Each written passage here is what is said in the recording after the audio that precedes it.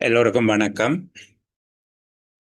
சமூக சேவை உத்தியோகத்தர், முகாமைத்துவ சேவை உத்தியோகத்தர் மற்றும் புகையிரத நிலைய அதிபர் ஆகிய பதவிகளுக்கு ஆட்சேர்ப்பு செய்வதற்கான போட்டி பரீட்சைகளுக்கு வழிகாட்டும் செயலமர்வு தொடரில் நுண்ணறிவு அல்லது பொது உளச்சார்பு, பொது விவேகம் என வெவ்வேறு பெயர்களால் அழைக்கப்படுகின்ற ஐக்கியூ தொடர்பான இன்னும் ஒரு செயலமர்வை நாங்கள் சந்திக்கிறோம்.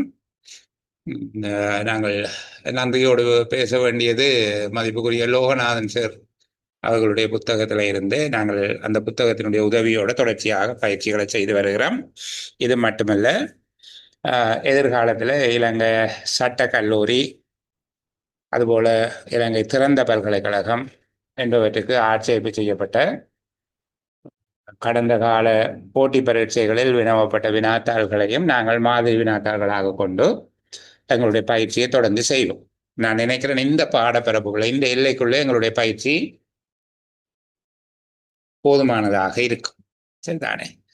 அப்போ ஓரளவுக்கு அங்கீகரிக்கப்பட்ட பரீட்சை வினாத்தாள்கள், கடந்த கால பரீட்சை வினாத்தாள்களை நாங்கள் எடுத்து பார்க்கிற போது அது ஒன்றுக்கு பல தடவைகள் பரீட்சார்த்தமாக செய்யப்பட்டு சரிபார்க்கப்பட்டு பரீட்சை நடைபெறுகிறதால அதில் இருக்கக்கூடிய தவறுகள் மிக குறைவாக இருக்கும் அல்லது இல்லாமல் இருக்கும். எங்கேனும் ஓரிரு தவறுகள் இருக்கலாம்.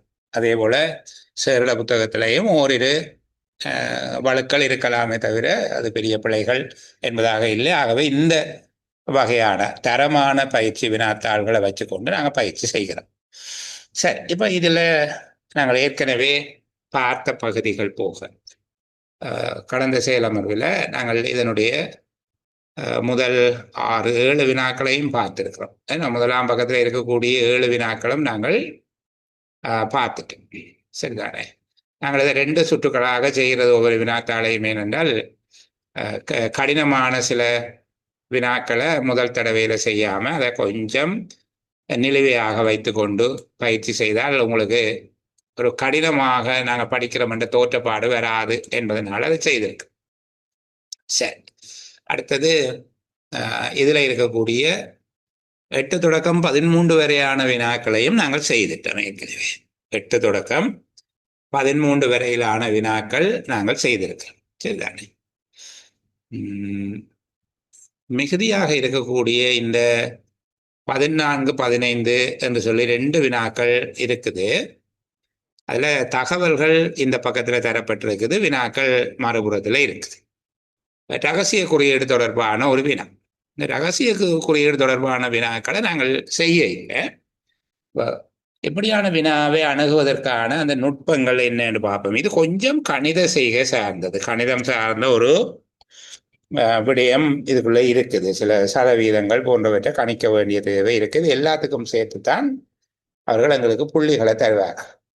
நான் நினைக்கிறேன் இதுக்கு ஒரு 10 புள்ளியை அவர்கள் ஒதுக்கி இருப்பார்கள். இந்த கேள்விகளுக்காக குறைந்த புள்ளிகளை தருவார்கள் என்று நாங்கள் எதிர்பார்க்கறது இல்லை. இது ஒரு மாதிரி வினாத்தால் தானே. இது பரீட்சையில் வருமாக இருந்தால் 14வது கேள்வியில 3 வினாக்களும் 15வது கேள்வியில 2 வினாக்களும் இருக்கிறது. இவற்றுக்கு 14ஆம் கேள்விக்கு 3 புள்ளிகள், 15ஆம் வினாவுக்கு 2 புள்ளிகள் என்பதாகத்தான் அவர்கள் நிச்சயமாக ஒதுக்கி இருப்பார். சரி, இப்போ நாங்கள் இப்படி செய்கிறதுன்ற நோக்கம் நான் திரும்ப திரும்ப பிள்ளைகளுக்கு சொல்லுகிறேன். இந்த வினாக்கள் நாங்கள் பரீட்சையில வரப்போகிறது இல்லை. நாங்கள் எவ்வளவு வினாக்களை செய்தாலும் நாங்கள் செய்து பார்த்த வினாக்கள் அங்கே வராது. ஆனால் நாங்கள் செய்து பார்த்த எல்லா விடயங்களும் அங்கே வரும். அதனுடைய பொருள் என்னென்றால், பிள்ளைகள் நாங்கள் எவ்வளவுக்கு பயிற்சி செய்கிறோமோ அந்த அளவுக்கு அந்த நுட்பங்கள், அந்த திறன்கள் எங்கள்கிட்ட இருக்கும். நாங்கள் அந்த திறன்களை இன்னொரு கேள்வியில பிரயோகிக்கக்கூடியதாக இருக்குமே தவிர இதே வினாக்கள் அங்க வரும் என்று சொல்லி நாங்கள் எதிர்பார்க்க தேவையில்லை. சரி, இப்ப பாருங்க, ஒரு தகவல் தந்திருக்கிறார். 0 முதல் 9 வரையிலான இலக்கத்திற்கு பதிலாக வியாபாரி தனது வியாபார குறியீட்டினை அபூர்வ சகோதரர்கள் என குறித்து கொண்டார். இந்த விடயம் உங்களுக்கு தெரியும். சில கடைகள்ல நீங்க போறீங்கன்னா விலை கேட்டா அவர் சொல்லுவார், இது 3500 ரூபா, உங்களுக்கு 3300 ரூபா போடலாம். அப்ப நீங்க 2500 ரூபாய்க்கு தருவீங்களாண்டா? இல்லை 2500 ரூபா தருகிறாரு அப்படின்னு சொல்லிட்டு அவர் முதலாளிக்கு சொல்லுவார், என்ன கேட்கணும்டா, அவ 2500 கேட்கினம் எக்ஸல் ஆர்சி போட்டிருக்குது என்று சொல்லுவேன். எக்ஸல் ஆர்சி என்று சொல்லி அங்கே எழுதியிருப்பார். அப்போ எக்ஸ் என்றால் என்ன இலக்கம், எல் என்றால் என்ன இலக்கம், ஆர் என்பது என்ன, சி என்பது என்ன என்று முதலாளிக்கு தெரியும். எக்ஸல் ஆர்சி என்றால் நாங்கள் எக்ஸ்டிஏபி என்றால் கொடுக்கலாம் என்று அவர் சொல்லுவார். அவர் ஏதோ ஒன்று சொல்லுவார், அது என்னன்னு தெரிய கடைக்காரருக்கு தான், அவர் 2 பேருக்கு தான் தெரியும். அவர்கள் நாங்கள் ஓரளவுக்கு பிடிச்சு கொள்ளலாம், எக்ஸ் என்பது 2 இருக்கும் என்று சொல்லு. சரி, இந்த மாதிரியாக ஒரு ரகசிய குறியீடு, சங்கேத குறியீடு என்றும் அதை பயன்படுத்துவார். கோட் வேர்டு என்று சொல்லி இதுதானே சங்கேத குறியீடு என்கிற விடயத்தை அவர்கள் பயன்படுத்துவது உண்டு. இந்த மாதிரியான விடயங்களுக்கு நீங்கள் அப்படியான குறியீட்டை பயன்படுத்துகிற வேளைகளில் அதை கண்டுபிடிக்கிற மாதிரியான கேள்விகள் வருகிறது. ரகசிய குறியீடு என்பது 3-4 விதமான கேள்விகள் அதில் வருகிறது. அதில் நாங்கள் இது ஒரு வடிவம், இந்த வடிவத்தை நாங்கள் செய்து பார்ப்போம். சரிதானே? இப்போ பாருங்க, இதில் ஒரு தகவல் தந்திருக்கிறார். 0 முதல் 9 வரையிலான இலக்கத்துக்கு பதிலாக வியாபாரி தனது வியாபார குறியீட்டினை அபூர்வ சகோதரர்கள் என குறித்து கொண்டார். இவை ஒழுங்கான முறையில் இருக்க வேண்டிய அவசியம் இல்லை. அதனுடைய கருத்து ஆனா என்றால் 1, பூ 2வது, 3, வானா 4 அப்படி இல்லை. இருக்க வேண்டிய அவசியம் இல்லை என்று சொல்லுவதற்கும் இருக்காது என்று சொல்வதற்கும் இடையில வித்தியாசம் இருக்கு. இந்த கேள்விகளை வாசிக்க கவனமா இருக்கணும். இருக்க வேண்டிய அவசியம் இல்லை என்றால் சில வேளைகளில் இருக்கலாம். சரிதானே? சில வேளைகளில் 4 என்பதை குறிப்பதற்கு வானா இருக்கலாம், 5 என்பதை குறிப்பதற்கு சாணா இருக்கலாம். ஆனால் எல்லாமே அந்த ஒழுங்குல இருக்காது. சில வேளைகளில் சில பொருந்தலாம் என்பது அதனுடைய அர்த்தம். அப்படி கேள்வியோட பார்க்கல இந்த ஒழுங்கில் இருக்க வேண்டிய அவசியம் இல்லை. சரிதானே? அல்லது இந்த ஒழுங்கில் அமைந்திருக்கவில்லை அப்படின்னு சொல்லப்பட்டால் கொஞ்சம் இருக்கு.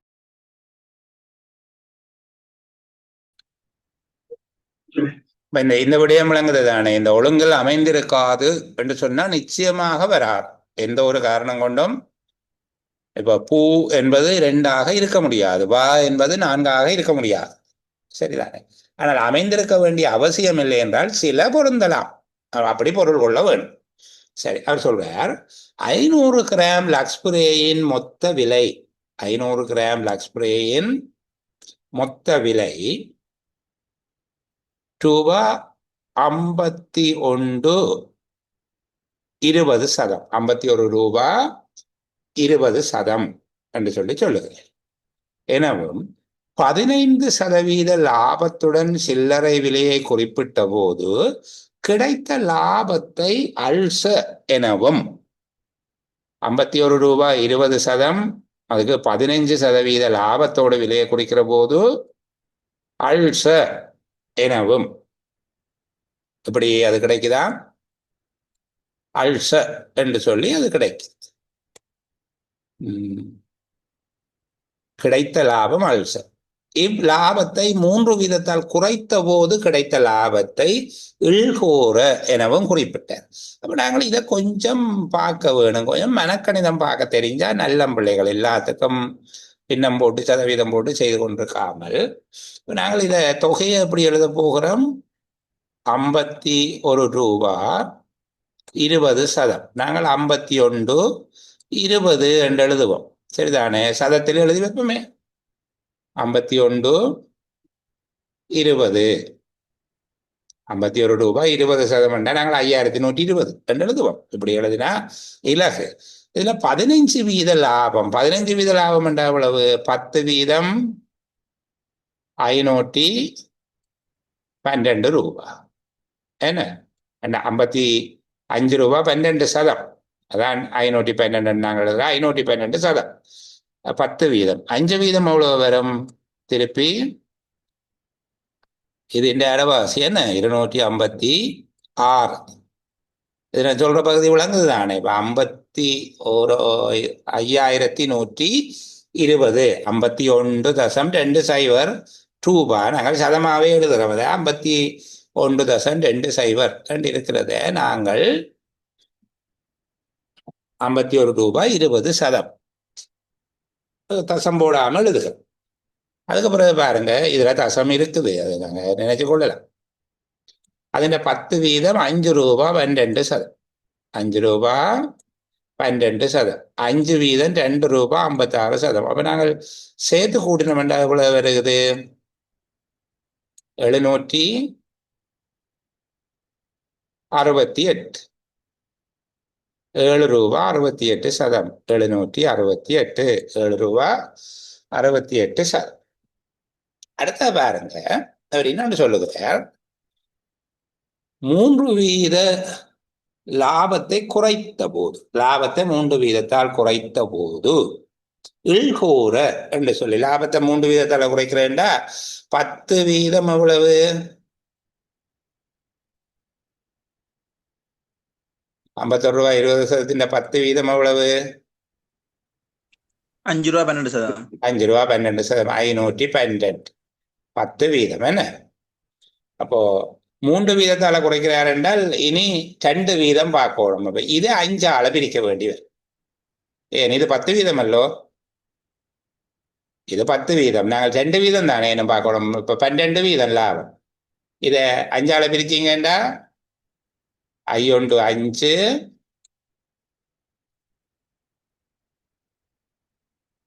சைபர் 2 என்ன? 1 ரூபா 2%. 2 வீதம். நான் இதை சொல்லுகிற வீதம் வழங்காத பிள்ளைகள் ஒரு திரும்ப கவனிங்க. நாங்க எப்படி பார்க்கிறோம் என்றால் 51 ரூபா 20%ங்கிறத நாங்கள் 5120 என்றே எடுத்துக்கொள்றோம் வசதிக்காக.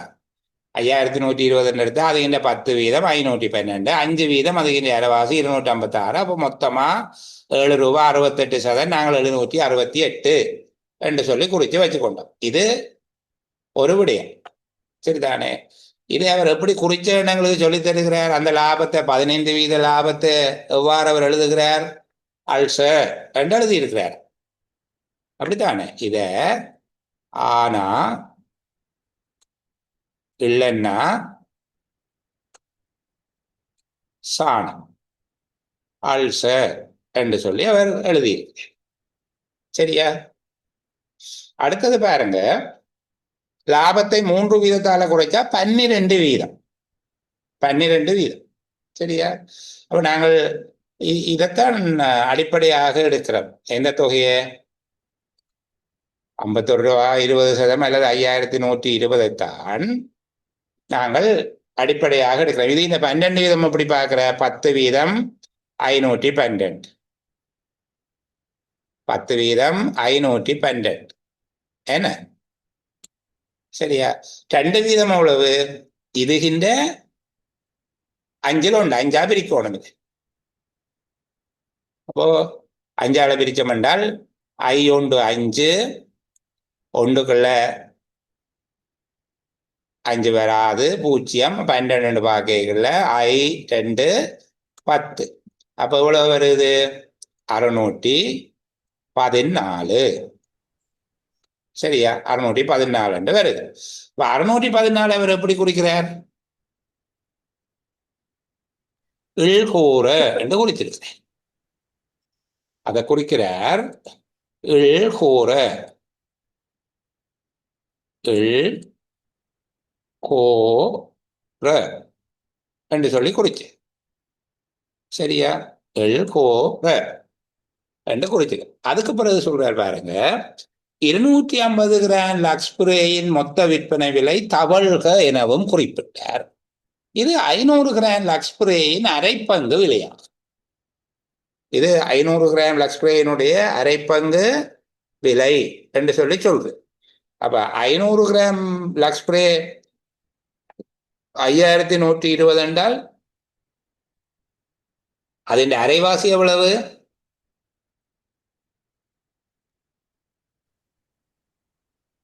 2560. ஓகே, 2560, சரியா? 2560. அதை எப்படி குறிக்கிறார்? தவழ்க என்று குறிக்கிறார். அதை குறிக்கிறார் அவர் தவழ்க. காணா வானா இல்லைன்னா காணா தவழ்க என்று சொல்லி குறிக்கிறார். அப்ப இதை வச்சுக்கொண்டு நாங்க பாருங்க இலக்கங்களை ஓரளவு கண்டுபிடிக்கக்கூடிய இருக்கு. 1 இலக்கங்களை எழுதுவோம். 2 3 4 5 6 7 8 9 0. சரியா? இவ்வளவு இலக்கமும் எங்களுக்கு வேணும் தானே, 0 வேணும். 20 என்று எழுதுறதுண்டா. அப்ப எங்களுக்கு கிடைச்ச தகவலின்படி பாருங்க, அவர் முதலாவது 7க்கு ஆனா போடுறார். 7க்கு ஆனா அங்க போட்டிருக்குது அல்ச என்று சொல்லி. 6க்கு இல்லைன்னா போடுறேன். 6க்கு இல்லைன்னா என்ன 6 அல்ச. 8க்கு சாணா. 8க்கு சாணா போட்டிருக்கேன். மேல இருக்கிற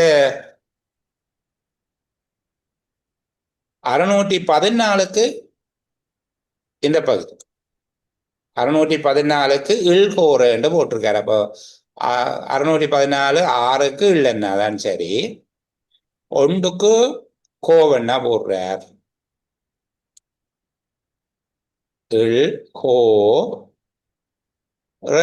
4க்கு ராணா போட்டிருக்கார். இல் கோர என்ன 2560 பாருங்க. 2560 2க்கு தானா போட்டிருக்கிறார். 2க்கு தானா. 5க்கு வானா. 6க்கு இல்லைன்னா அது ஏற்கனவே சரி. 0க்கு காணா போட்டிருக்கிறேன். 0க்கு காணா போட்டிருக்கிறேன். அதுக்கப்புறம் சொல்றார் 9ஐ பூ என குறிப்பிட்டேன். அப்போ 9க்கு பூ என்று சொல்லி எழுதி இருக்கு. இப்ப எங்களுக்கு மிச்சமா இருக்கிறது 3க்கு தான் என்ன எழுத்துன்னு தெரியல. ஆனா வந்துட்டுது, பூ வந்துட்டுது, இரண்டா வரையில வானா வந்துட்டு, சாணா வந்துட்டு, கோ வந்துட்டுது, தானா வந்துட்டு, ராணா வந்துட்டு, இரண்டா வரையில காணா வந்துட்டு, இல்லைன்னா வந்துட்டு. அப்ப ஈரண்ணா தான் மிச்சம். அதை நாங்கள் 3க்கு எழுதலாம். இதை கண்டுபிடிச்சிட்டோம் என்றால் சரிதானே. இப்ப நான் இந்த பக்கத்தை விட்டு அடுத்த பக்கத்துக்கு இதை கொண்டு போனா உங்களுக்கு கஷ்டமா இருக்கும். என்ன இந்த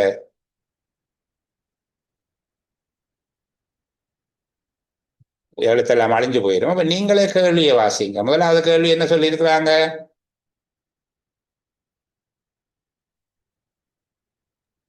கேள்வி சொல்லுங்க ஒருவாள். இரகசிய குறியீட்டை குறிப்பிடுக. 35.60.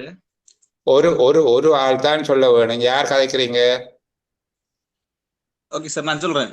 ஓகே சொல்லுங்க தீசன். முதலாவது கேள்வி என்ன? கீழ்வருவனவற்றை குறிக்கும் இரகசிய குறியீட்டை குறிப்பிடுக. அது ஆனா 35.60. 35.60. 6 ஓகே 3 5 6 0. சரிதானே. இப்ப இரன்னா வானா இல்லைன்னா காணா. சரியா விட செய்தார்கள் பார்த்துக் கொள்ளுங்க. சரியா செய்திருக்கிறீங்களா என்று பாருங்க. சரி, அடுத்தது அவன்னா 14.52. 14.25. கோர வத. கோர வத. வத அப்படியா? 52 வத. வத. ஓகே. ஈனா 13.95. 13.95. கோர் பூவ. கோர் பூவ என்ன? கோர் பூவ என்று சொல்லுவேன். அடுத்தது 15வது கேள்வி. பின்வரும் இரகசிய குறியீடுகளுக்கான இலக்கங்களை குறிக்குக. சகோதரர். சகோதரர்.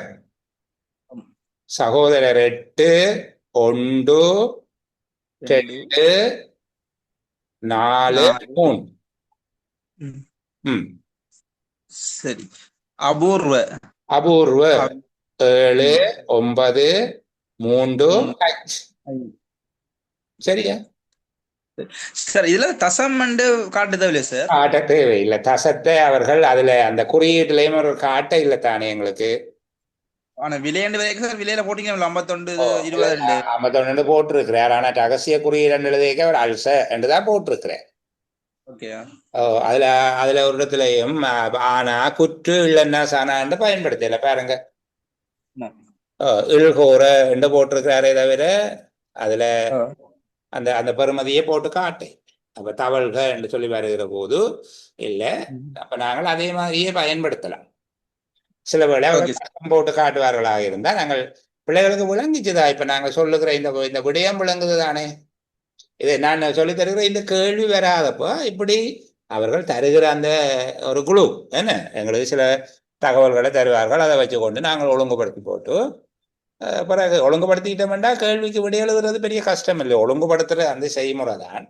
என்ன இந்த தசம் அதுகள் பார்க்கறது, சதவீதம் பார்க்கறது, இந்த நேரங்கள்ல கொஞ்சம் உங்களுடைய அடிப்படை கணித அறிவை பிரயோகிக்கணும். அதானே அவர்கள் ஆக குறைந்தது கணித பாடத்துல சி என்று கேட்கறது இந்த அளவுக்கு உங்களாலே அது இயலும்.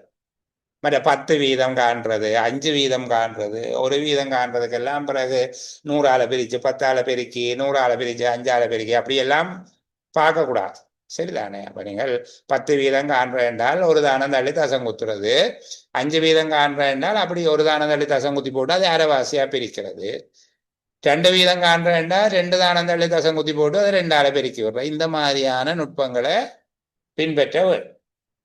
அப்பதான் வேகமா செய்யலாம். இல்லைன்னா வேகமா செய்யறதுல கடினமான தன்மை இருக்கு. சரியல்லோ.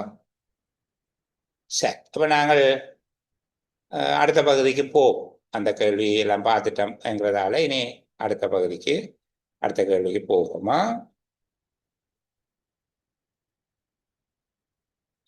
எனக்கு சில பிள்ளைகள் சொல்லியிருந்தாங்க நாங்கள் முழுதாகவே அந்த பேப்பரை செய்துட்டா நீங்க இலகுவான கேள்விகளை மட்டும் சொல்லி தந்து கொண்டிருக்கிறீங்க, அப்படி இல்லாம முழுமையா பாருங்க என்று. எப்பவுமே தருகிற வினாத்தால் முழுமையாக பார்க்கப்படும். நீங்கள் அது தொடர்பில் கவலை அடைய தேவையில்லை. சில வேளைகளில் நாங்கள் அதை 2 சுற்றுகளாக படிப்போம். முதல் சுற்றில ஒரு இலகுவான வினா தொகுதிகளை பார்த்துட்டு அதுக்கு பிறகு கடினமானவற்றை பார்ப்போமே தவிர பார்க்காம விட மாட்டோம். நீங்கள் முழுவதையும் பயிற்சி செய்து பாருங்க. நேரம் குறிப்பிட்டு செய்து பார்க்கிறது நல்லது. சரி, இந்த கேள்விகளும் நாங்கள் ஏற்கனவே நிலுவையாக வைத்திருக்கிறோம். இதுல MNOPQ என்கிற இடைவெளிகளில் வர வேண்டிய இலக்கங்களை எழுதுங்கோ என்று சொல்லி கேட்டு. சரிதானே. இதுல வரக்கூடிய இலக்கங்களை எழுதுங்க என்று கேட்டிருக்கிறபடியால நாங்கள் இந்த இலக்கங்களை எப்படி எழுதலாம் என்று பார்ப்போம். சரியா. சரி, இப்போ இதுல MNOPQ என்று சொல்லி இருக்குது. உங்கள்கிட்ட இருந்து விடைகளை கேட்போம். பிறகு எப்படி வந்தது என்கிறத கலந்துரையாடுவோம். நாங்கள் மற்றவர்களோட சேர்ந்து கலந்துரையாடலாம், அது பிரச்சனை இல்லை. அபிதா 1ல் இருக்கிறாங்க, அவங்கள்ட்ட கேட்போம். சொல்லுங்க உங்களோட விடைகளை. எம்முக்கு 25 சார். சரி, எம்முக்கு 25. எப்படி 25 விட வருது?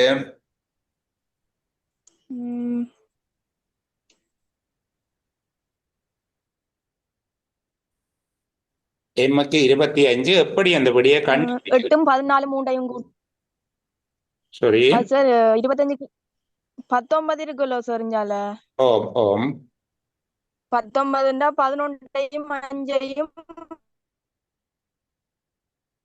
விளங்கு கண்டு கூட்டினாங்க.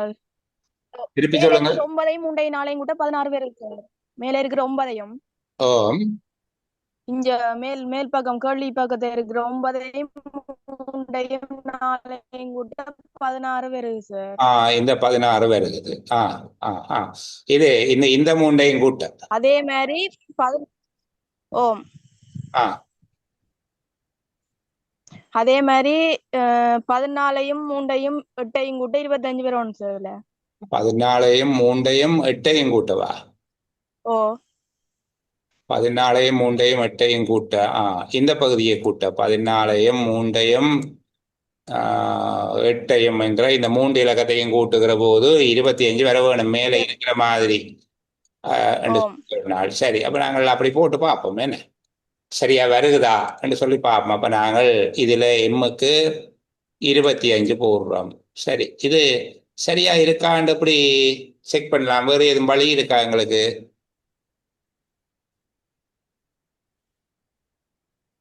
ஆம் சார். இது சரியான விடைதான் என்று சொல்லி நாங்கள் பார்க்கறதுக்கு ஏதாவது வழி இருக்கா? ஆம், அந்த மற்ற அந்த பக்கங்களை இது அது இது வருங்க சார். சொல்லுங்க. சார் மற்ற அந்த பக்கங்களையும் அது இலக்கம் நாங்கள் வந்து 19 இருக்குது. 19ல நாங்கள் 11 5 அதோட வந்து இதை கூட்டினாங்க 19 பேரும் என்று பார்த்தால் எங்களுக்கு ஓக்குரிய விடையாக வந்து 3 பேரும். அதுல 11 இல்ல 5 இல்ல, நான் இந்த 25 விடைய வேற விதமாக கன்ஃபார்ம் பண்றது கேட்டான் பிள்ளைகள். நடுவுல சார் 82 இருக்குது. நடுவுல கூட்டணும்னு சொன்னா அந்த 82 வரும். மூட்டையும் தூக்கி போட்டுக்கிற போது இதுல 25 போட்டுட்டு இந்த 25 16 22 19 என்பவற்றை சேர்த்து கூட்டி பார்க்க 82 வருகிறது. ஆகவே எங்களுடைய விட சரியாத்தான் இருக்க வேணும். என்ன? கிரேட். சரி, அடுத்தது எண்ணுக்கு 40 சார். 40 வரணும் சார் எண்ணுக்கு. எண்ணுக்கு 40. எப்படி கண்டுபிடிக்க? நான் 3.2 சார். மேல ஓ, அதே மாதிரி 7 3 21. சரி, அந்த அவங்க சொல்லுகிறத மற்றவர்களுக்கு விளங்கக்கூடியதாக நாங்கள் கொஞ்சம் சொல்லுவோம். இப்ப அவங்க என்ன சொல்றாங்கன்னா, இந்த நாளையும் இந்த 3ஐயும் பெருக்க நடுவில் இருக்கிற 12 வருகுதான். 3 12 சரிதானே? அதே போல இங்க 7ஐயும் 3ஐயும் பெருக்க 7 3 21 என்கிற இந்த விட வருகுதான். ஆகவே நாங்கள் இதுல 18 வாரபடியால, இந்த பகுதியில 18 வாரபடியால 6ஐயும் 3ஐயும் பெருக்கிற போதுதான் 18 வரும். அப்ப 6 3 18 என்ற முடிவுக்கு வரலாம். அதே போல இங்க இருக்கிற 5ஐயும் இங்க இருக்கிற 8ஐயும் பெருக்க 8 40. ஆகவே எண் என்பது 40ஆகத்தான் இருக்க வேணும் என்று சொல்லி வாரம். எம்முக்கு 25 ஏற்கனவே போட்டுட்டோம். எம்முக்கு 25 போட்டுட்டு சரியா? வேற எப்படி? இப்ப பி காண வேண்டி இருக்கு. அந்த முதல் 25 கண்ட மாதிரி சார். அந்த 3 7ஐயும் 6ஐயும் கூட்டி போட்டு 22ல கழிச்சா பி வரும் சார். இந்த 3ஐயும் கூட்டு 22 வர வேணும். ஏனென்றால் இங்க நாங்கள் பாருங்க, இப்ப 3ம் 11ம் 5ம் கூட்ட 19 வருது. என்ன? அதே போல இங்க நாங்கள் 9ஐயும் 3ஐயும் 4ஐயும் கூட்ட இந்த பகுதியில கூட்டுகிற போது 16 வருது. ஆகவே இந்த 3ஐயும் கூட்ட 22 வர வேணும். 7 மாறும் 13 வாரபடியால பிக்கு நாங்கள் 9 போடும். சரிதானே? இந்த 3ஐயும் சேர்த்து கூட்ட எங்களுக்கு 22 வர வேணும். எல்லாத்துக்கும் விட கண்டுட்டோமா? ஓவுக்கு காண இல்ல சார். ஓவுக்கா? கியூக்கு காணல சார். 3 போட்டு வச்சிருக்கிறோம். கியூவுக்கு காண இல்லையா? ஆம் சார். ஓ, கியூவுக்கு காண இல்லை. எப்படி காண்றது?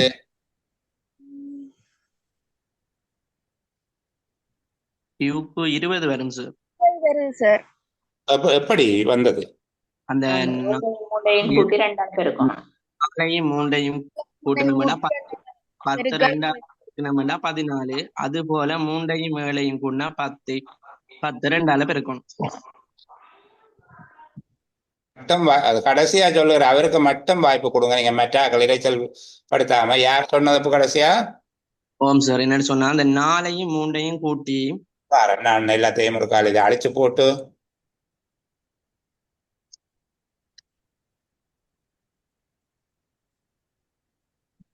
சொல்லுங்க. எந்த 4 3ம் அந்த 14க்கு சைட் அங்க இருக்கிறது தொங்கல்ல 4ஐயும் 3ஐயும் கூட்டி அதை 2ஆல பெருக்கணும்னு சொன்னா அந்த 14 வரும். 2ஆல பெருக்க 14 வருது. மற்ற இடங்கள்ல அது செட் ஆகுதா? மற்ற எல்லா இடங்கள்லயும் செட் ஆகுது. 8ஐயும் 5ஐயும் கூட்ட 13. அதனுடைய 2 மடங்காக 26 இருக்கு. என்ன? இதுல 3 இருந்தது. 6ஐயும் 3ஐயும் கூட்ட 9. அது இந்த 2 மடங்கு 18. ஆகவே 7ஐயும் 3ஐயும் கூட்டினா 10. அது இந்த 2 மடங்காக கியூ 20 வர வேணும். சரியா? நீங்க செய்த விடைகளை ஒரு கால் ஒப்பிட்டு பாருங்க. இதை செய்வதனுடைய பயன் என்ன என்றால் எங்களுடைய மூளை கொஞ்சம் விரியும். சரிதானே? ஐக்கியூ எவ்வளவுக்கு எவ்வளவு பிராக்டிஸ் பண்றீங்களோ அந்த அளவுக்கு. ஐக்கியூ இல்லாத ஆட்களுக்கு வராது. எல்லார்கிட்டையும் ஐக்கியூ இருக்கும். ஆனா இந்த பயிற்சியின் மூலமாக என்ன செய்யலாம் என்றால் நாங்கள் அந்த சிந்திக்கிற வேகத்தை கூட்டலாம். இந்த ஐடியா, இந்த மெதேட் எங்களுக்கு அந்த நேரத்தில் ஓடி வந்து கை கொடுக்கும். இப்படியும் பார்ப்போம், இதையும் அதையும் கூட்டி பார்ப்போம், இப்படி செய்து பார்ப்போம், அப்படி செய்து பார்ப்போம் என்று சொல்லி நான் எண்கள் தொடர்பான சில கோலங்கள், உங்களுக்கு எண் கோலங்கள்ங்கிறது சில பெட்டிகள், வேறு சில பயிற்சிகள் இருக்குது. அதை செய்கிற நேரத்தில் இன்னும் சில சிந்தனைகள் எங்களுக்கு விரிவாக வரும். அடுத்தது இதில் இருக்கக்கூடிய இந்த கேள்வி நாங்கள் ஏற்கனவே செய்துட்டோம். சரிதானே? மோட்டார் வண்டி போட்டி ஒன்றில் சில கார்களும் மோட்டார் சைக்கிள்களும் கலந்து கொண்டன என்கிற 21வது கேள்வி நாங்கள் ஏற்கனவே அழகா பார்த்துட்டோம். அதனால அதை பற்றி நாங்கள் பார்க்க வேண்டும். அந்த பகுதி பார்த்துட்டோம். அதுபோல அடுத்த கேள்வி, வசந்தன், சந்திரன், சுந்தரம், இந்திரன் ஆகியோர் ஒரு அலுவலகத்தில் பணிபுரிகிறார்கள் என்கிற கேள்வி. இதை இப்படியான ஒரு கேள்வி வந்தால் அதற்கான அணுகுகிற முறை கடந்த செயலமர்வில் பார்த்துருக்கிறேன். தாமதமாக வந்தவர்கள் வீடியோவில் பார்த்து கொள்ளுங்க. நிச்சயமா அது வரும். இப்படியான கேள்விகள் பிள்ளைகளுக்கு வந்து சேரும். அதை நாங்கள் கட்டாயமா பார்க்க வேண்டும். சரி, அப்போ அடுத்த கேள்வியை பார்ப்போம். இந்த கேள்வி நாங்கள் பார்க்காம நெளிவாகத்தான் வச்சிருக்கிறோம். ஆக இந்த கேள்வியை எப்படி செய்கிறது என்று சொல்லி பார்ப்போம். தானே? MNPQRST என்பவை 1 முதல் 10 வரையில் உள்ள 7 முழு இலக்கங்களை பிரதிபலிக்கின்றன. இது எப்படி இருக்கலாம்? எங்களுக்கு 1ல இருந்து 10க்குள்ளே இருக்கலாம். அது இப்போ 1ல இருந்து 7 வரைக்கும் வரலாம், அல்லது 2ல இருந்து 8 வரைக்கும் வரலாம், 3ல இருந்து 9 வரைக்கும் வரலாம், 4ல இருந்து 10 வரைக்கும் வரலாம். 1க்கும் 10க்கும் இடையில எப்படியும் அந்த ரேஞ்சுக்குள்ளே இவர்கள் இருக்கலாம். சரிதானே? அப்போ பார்ப்போம். கியூவிலும் பார்க்க M3 சிறியது என்று சொல்லி தந்திருக்கிறார். நாங்கள் இதை சைட்டிலேயே இந்த விடயங்களை குறித்து கொண்டு போவோம். கியூவிலும் பார்க்க M3 சிறியது. அப்ப இப்படி கியூ இருக்குமாக இருந்தால் எத்தனை இடைவெளிக்கு முன்னுக்கு M இருக்கும்? 2 இடைவெளி, 3 இடைவெளி போட தேவையில்லை, 2 இடைவெளி. என்ன அப்படித்தானே? M 2 இடைவெளி. இப்போ M1 என்றால், சும்மா ஒரு கதைக்கு சொல்றேன், M1 என்றால் Q 4 இருக்கும். அப்பதான் M3 சிறியதாக இருக்கும். M1 என்று வச்சு கொண்டீங்கன்னா Q நாங்கள் எப்படி இருக்கலாம்? 4 என்று எடுப்போம். அப்பதான் 3 சிறியது என்பதாக இருக்கும். சரி, இது ஒரு தகவல். அதுக்கு 1 4 என்று பெருமதி கொடுக்க தேவையில்லை. இந்த இடைவெளி இவ்வாறாக இருக்கும். T நடு இலக்கமாகும். நாங்கள் T சம்பந்தமாக அவரை நடுவில் குறித்து வச்சுக்கொள்வோம். T, அதுக்கு பிறகு இங்கால 3 இருக்க வேணும், இங்கால 3 இலக்கங்கள் இருக்க வேணும். சரிதானே? T நடு இலக்கமாகும். M-லிருந்து R எவ்வளவு கூடியதோ, M-லிருந்து R எவ்வளவு கூடியதோ அதே அளவினால் T-யிலிருந்து P குறைவானதாகும். அப்ப T-யிலிருந்து P குறைவானதாகும் என்றால் P எங்க வரலாம்? இந்த 3 இடங்களுக்குள்ள, 1 2 3 என்கிற இலக்கங்களுக்குள்ளதான் P வரலாம். ஏன்? T-யை விட P குறைவாகத்தான் இருக்கு. சரிதானே? 1 என்கிற இடத்துல P வரலாம், 2 என்கிற இடத்துலையும் P வரலாம், 3 என்கிற இடத்துலையும் வரலாம். வேறு ஒரு இடமும் வர இயலாம். அப்படி வரையலாம். அப்படித்தானே? M-லிருந்து R எவ்வளவு கூடியதோ, அப்ப M-ல இருந்து 2வது R இருப்பாராக இருந்தால், சும்மா ஒரு கதைக்கு நாங்கள் M என்கிறவரை இதுல வச்சுக்கொண்டு M-லிருந்து R எவ்வளவு கூடியதோ, இங்க R இருப்பார் என்று வச்சுக்கொண்டா ஒரு இடம் விட்டு இது சும்மா கற்பனை. எம்மில் இருந்து ஆர் எவ்வளவு கூடியதோ அதே அளவினால் டீயிலிருந்து பி குறைவானதாகும். எம்எல் இருந்து ஆர் ஒரு இடைவெளி விட்டு இருப்பார் இருந்தால் டீயில இருந்து ஒரு இடைவெளி விட்டு பி இங்க வரும் என்ன. ஆனா டீயில இருந்து 2 இடைவெளி விட்டு பி வர இயலாது. ஏன் எம்எல் இருந்து 2 இடைவெளி விட்டு ஆர் வர இயலாது. அந்த இடம் ஏற்கனவே கியூ இருக்கிறேன். எம்எல் இருந்து 2 இடைவெளி விட்டு பி வர முடியாது. ஆகவே முதலாம் இடத்துக்கு பி போகலாது. ஏனென்று விளங்குதா? எம்எல் இருந்து 2 இடைவெளி தாண்டி கியூ இருப்பதனால எம்எல் இருந்து ஒரு இடம் தாண்டி அல்லது 2 இடம் தாண்டித்தான் இருக்கலாம். ஆர் இங்க இருக்கலாம் அல்லது இங்க இருக்கலாம். இந்த இடத்துலதான் இருக்கு. சரிதானே? சில வேளையில நீங்கள் யோசிக்கலாம், எம் சில நேரம் இங்க இருப்பாராக இருந்தால், எம் சில நேரங்கள்ல இங்க இருப்பாராக இருந்தால் அப்படி ஒன்று இருக்குதானே. எம் இங்க இருப்பாராக இருந்தால் 2 இடைவெளி, இதுல ஒரு இடைவெளி இதுல ஒரு இடைவெளி தாண்டி இந்த இடத்துல கியூ இருப்பார். கியூ கட்டாயம் 2 இடைவெளி தாண்டி இருப்பார். அப்போ இங்க கொண்டு போய் நாங்கள் ஆற போட்டா என்ன என்றால் 3 இடைவெளி தாண்டி எம்மில் இருந்து 1 2 3 இடைவெளி தாண்டி ஆர் போடணும். டீயில் இருந்து முன்பக்கத்துக்கு 3 இடைவெளி தாண்டி போடலாம். டீயில இருந்து முன்னுக்கு 3 இடைவெளி தான் இருக்கு. 3 இடைவெளி தாண்டி 4 கொண்டு போய் அவரை போட இயலாது. நான் சொல்லுகிறது பிள்ளைகளுக்கு விளங்கும் என்று நம்புகிறேன். சரிதானே? அப்ப எங்களுக்கு இருக்கிற பிரச்சனை இதுல தரப்பட்ட தகவல்களை வச்சுக்கொண்டு நாங்கள் அடையாளப்படுத்துகிறோம். பி என்பவர் முதலாவது கியூவிலும் பார்க்க எம் 3 சிறியது, அதை மேல குறிச்சு வச்சுட்டு. சரியா? முதலாவது விஷயம் குறிச்சாச்சு. அடுத்தது டி நடு இலக்கமாகும், அது குறிச்சாச்சு. எம்மில் இருந்து ஆர் எவ்வளவு கூடியதோ, எம்மில் இருந்து ஆர் எவ்வளவு கூடலாம்? 1 அல்லது 2 தான் கூடலாம். 1 அல்லது 2 தான் கூடலாம். ஏன்னா அப்ப இதுல ஆர் இருக்கலாம். சாரி, எம்மில் இருந்து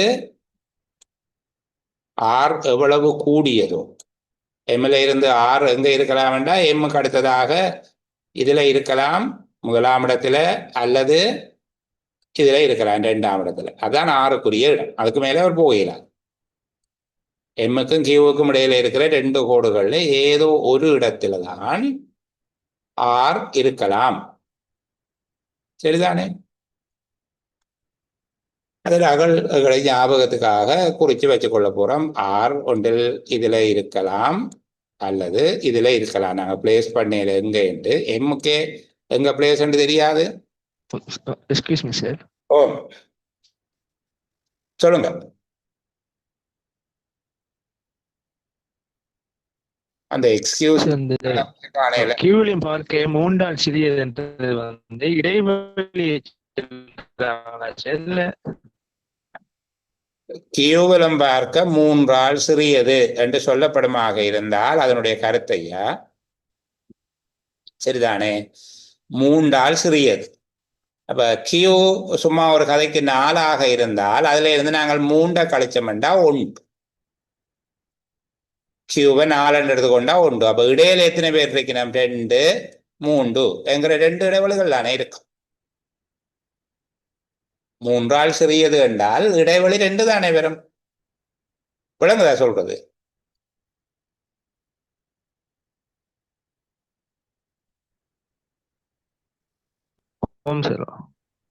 கியூவிலும் பார்க்க எம் 3 சிறியது. அப்ப கியூவுக்கு நீங்க சும்மா ஒரு கதைக்கு கியூவை நீங்கள் 5 என்று எடுப்பீர்களாக இருந்தால் அதுல இருந்து 3 கழிச்சா எம் 2. அப்ப இது 4, சாரி இது 3, இது 4 என்பதாக இருக்கும். அப்ப 2 இடைவெளி தான் வரும். 3 சிறியது என்றால் 2 இடைவெளிகள் தான் வரும். அப்ப எம்முக்கும் கியூவுக்கும் இடையில 2 இடைவெளி இருக்குது. நான் கொஞ்சம் கூட விளங்கப்படுத்தி கொண்டு போக விளங்கின பிள்ளைகளுக்கு பிரச்சனையாக இருக்கும். டி நடுலக்கம் அதையும் குறித்து வச்சுட்டோம். எம்மில் இருந்து ஆர் எவ்வளவு கூடியதோ, அப்ப நாங்கள் ஒரு ரேஞ்ச் ஒன்று போட்டு வைக்கிறோம். ஆர் என்பது எங்கே எல்லாம் வரலாம் என்றால் இந்த ஏரியாவில் வரலாம் ஆர், அல்லது இங்க வரலாம். சரிதானே? அதை விட கூட வர இயலாது. ஏனென்றால் அதுல 3வது இடத்துக்கு போகிற இடத்துல கியூ இருக்கிறார். அப்ப கியூவின் இடத்துல கொண்டே ஆற போட இயலாது. அதே போல நாங்கள் இந்த இடத்துல கொண்டு வந்து எம்ம போடுவோமாக இருந்தால் இந்த இடத்துல 2 இடைவெளி விட்டு இங்க கியூ வந்துடுவார். அப்ப இங்க கொண்டு போய் நாங்கள் ஆற போடலாம், 3 இடைவெளி விட்டு ஆற போடலாம். அதே நேரம் கீழே இருந்து 3 இடைவெளி விட்டு போட இடம் இல்லை. ஆகவே அது சாத்தியம் இல்லை. அந்த பகுதியை நாங்கள் கையை விடுவோம். சரிதானே? அப்படி போட இயலாது. சரி, அடுத்தது பார்க்கிறோம். எம்மிலிருந்து ஆர் எவ்வளவு கூடியதோ அதே அளவினால் டீயிலிருந்து பி குறைவானதாகும். பியிலும் பார்க்க என் பெரியது என்று சொல்லுது. அப்ப நாங்கள் இந்த டீக்கு பக்கத்துல ஒரு வசதிக்காக ஆற போடுவோம். ஆறுலம் பார்க்க பெரியவர் ஒரு ஆளை போட வேணும் தானே. போட்டோம் என்றால் டீக்கு பக்கத்துல இதுல ஆற போடுவோமாக இருந்தால் இதுல கொண்டு போய் நாங்கள் கியூவை போட வேண்டியவன். இங்கே எம்ம போட்டு இப்ப 2 இடைவெளி, ஒரு இடைவெளி 2 இடைவெளி விட்டு கியூவை போட்டு. சரியா? டீயிலிருந்து பி அதே அளவினால குறைவானதாகும். அப்ப டீயில இருந்து 2 இடைவெளி விட்டு 1 2 என்ன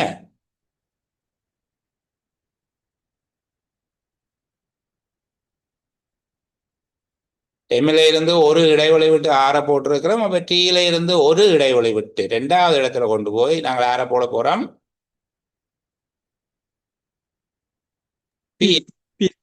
பிஏ போடுறோம். சரிதானே? இப்படி போட்டு பார்க்கலாம். சரியா இருக்கு. அப்ப பாருங்க, எம்மில இருந்து ஒரு இடைவெளி விட்டு ஆர் வருகிறார் வலதுபுறமாக. டீயில இருந்து ஒரு இடைவெளி விட்டு பி வருகிறார் இடதுபுறமாக. அதுவும் போடலாம். பீலம் பார்க்க என் சிறியது என்று சொல்வது, பின்னுக்கும் ஒரு இடைவெளி இருக்கு, முன்னுக்கும் ஒரு இடைவெளி இருக்கு, எங்க போடுகிறது என்ற கேள்விக்கு விட சொல்லுகிறார், என்ன கொண்டு போய் முன்னுக்கு போடுங்கோ என்று சொல்லு. ஏன் பீலம் பார்க்க என் சிறியது, அப்படித்தானே சொல்லி இருக்கு. பெரியது சாரி, ஓகே ஓகே ஓகே. அப்போ என்ன பின்னே கொண்டே போடும். இங்கதான் ஒரு இடம் இருக்குது, இங்கதான் போடலாம். என்ன அப்போ எங்களுக்கு மிஞ்சி இருக்கிறவர் எஸ். நான் இதுல அந்த இடம் கிளியர் இல்லாமல் இருக்கிறபடியால இதுல போடுவோம். எஸ்ஸை தான் கொண்டு போய் முன்னுக்கு போடுவோம். பெரியது என்று இருப்பதால சாரி, நான் தவறுதலா சிறியது என்று ஏதோ ஒரு நினைப்பில் அப்படி சொல்லிட்டேன். இப்போ எங்களுக்கு தெரியும், இதுக்கு நாங்கள் ஒழுங்குபடுத்தி போடலாம். S1 P2 M3 T4 R5 Q6 N7 இப்படித்தான் இருக்க வேண்டும். இல்லை, சில வேளை S2 ஆக இருந்தால் அப்படியே எல்லா இலக்கமும் ஒன்றொன்று கூடிக்கொண்டு போகும். S3 ஆக இருக்கலாம், அதை விட கூட இருக்கலாம். சரிதானே? அப்போ கேள்விகளை பாருங்க. இதுல கேட்கப்பட்டிருக்கிற கேள்விகளை கொஞ்சம் பாருங்க. என்ன கேட்கிறாங்க? முதலாவது கேள்வி என்ன? 5வது இலக்கத்தை எது பிரதிபலிக்கின்றது? 5வது இலக்கம் எது?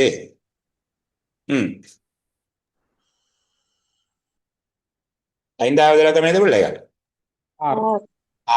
5வது இலக்கம் ஆர். சரிதானே? அடுத்தது பியிலும் பார்க்க கியூ எவ்வளவில் கூடியதோ அவ்வளவில் எண்ணிலும் குறைந்தது எது? பியிலும் பார்க்க கியூ எவ்வளவு கூடியது? எத்தனை இடைவெளி கூடுது? 3 1 2 3 என்ன அப்படித்தானே கேட்டது. பியிலும் பார்க்க கியூ எவ்வளவு கூடியதோ வாசிங்க. அவ்வளவில் எண்ணிலும் குறைந்தது எது? அப்ப இது 3 இலக்கம் முன்னுக்கு கொண்டு போங்க. 1 3 தள்ளி கொண்டு போனா இதை விட எம் என்பது விட. சரிதானே?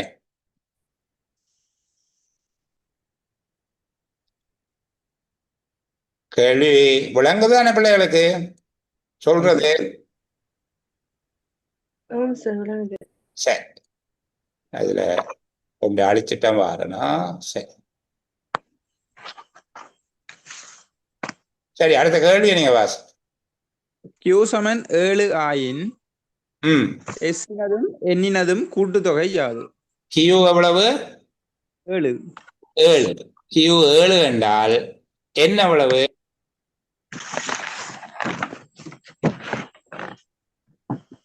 என்ன எவ்வளவுப்பா? 8. 8. எஸ் எவ்வளவு? Sorry, 2. 10. எஸ் 10. கியூ 7 என்றால் R 6, T 5, M 4, P 3, S 10.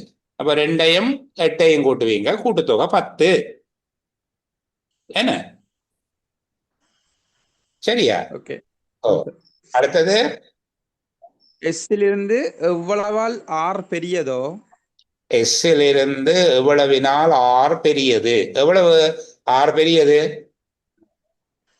4. 3 double இருக்கு சார், 4 கூட.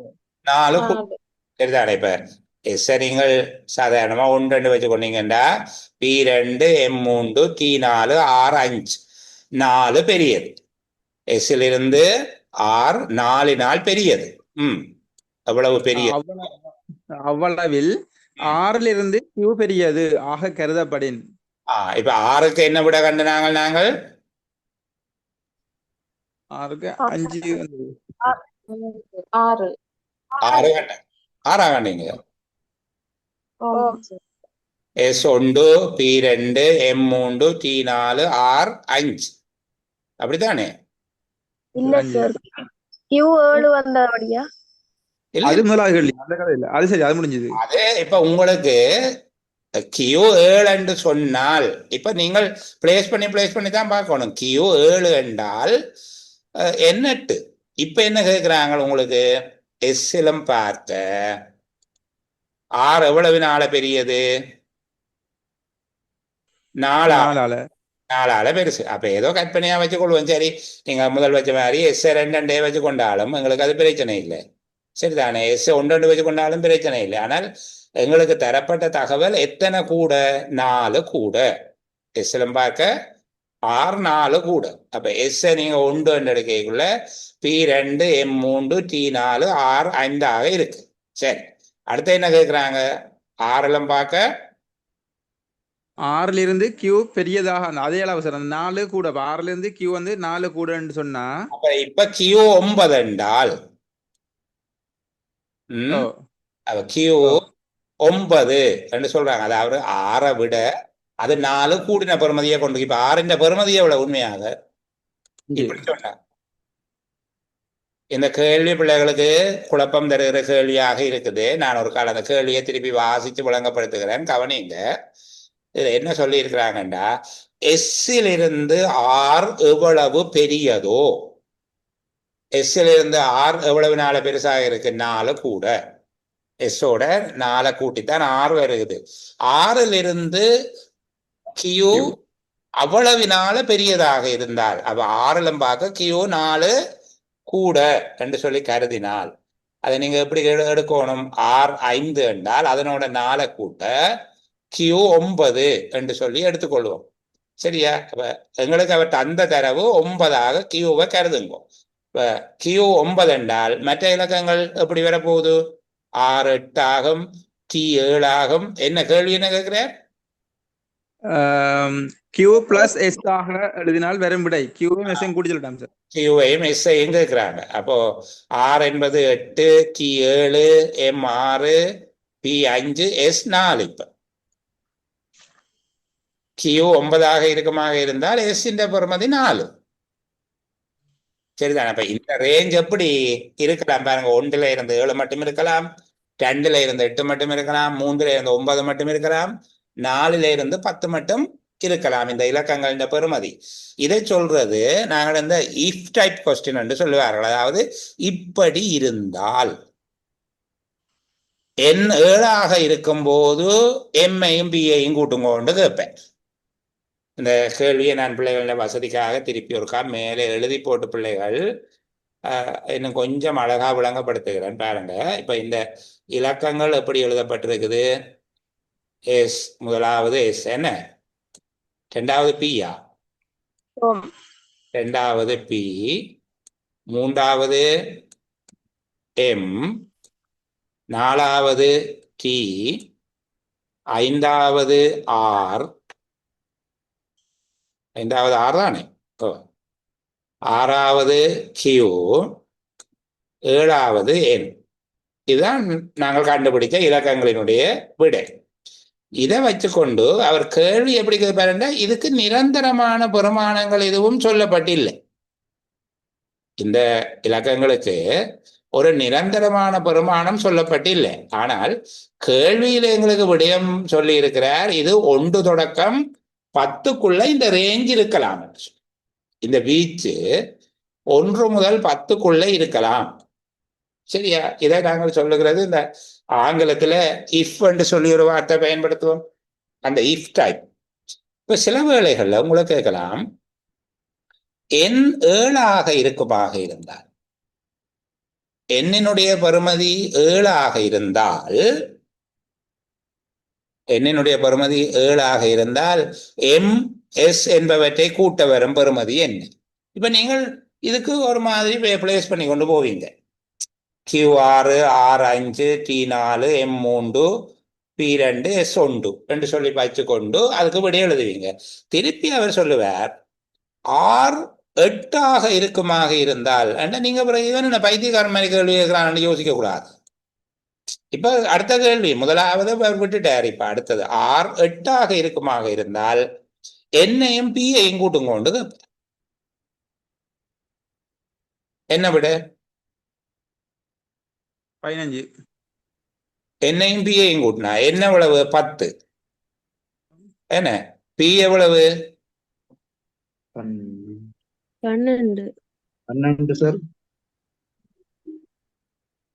என் 10, P5 அப்ப கூட்டினா 15. P5 15. சரிதானே? அப்ப இப்படியான கேள்வியை தமிழர்கள் உங்கள்ட்ட அவர் கேள்வியாக கேட்டுக்கார். எப்படி என்றால், அந்த 2 கேள்வியையும் இப்ப வாசிங்க நீங்க ஒருக்கா. முதலாவது Q7 இப்ப ஒரு கேள்வி என்ன கேட்டவர், கியூவை நீங்கள் 7 என்று வச்சுக் கொள்ளுங்க. Q7 Q7 என்றால்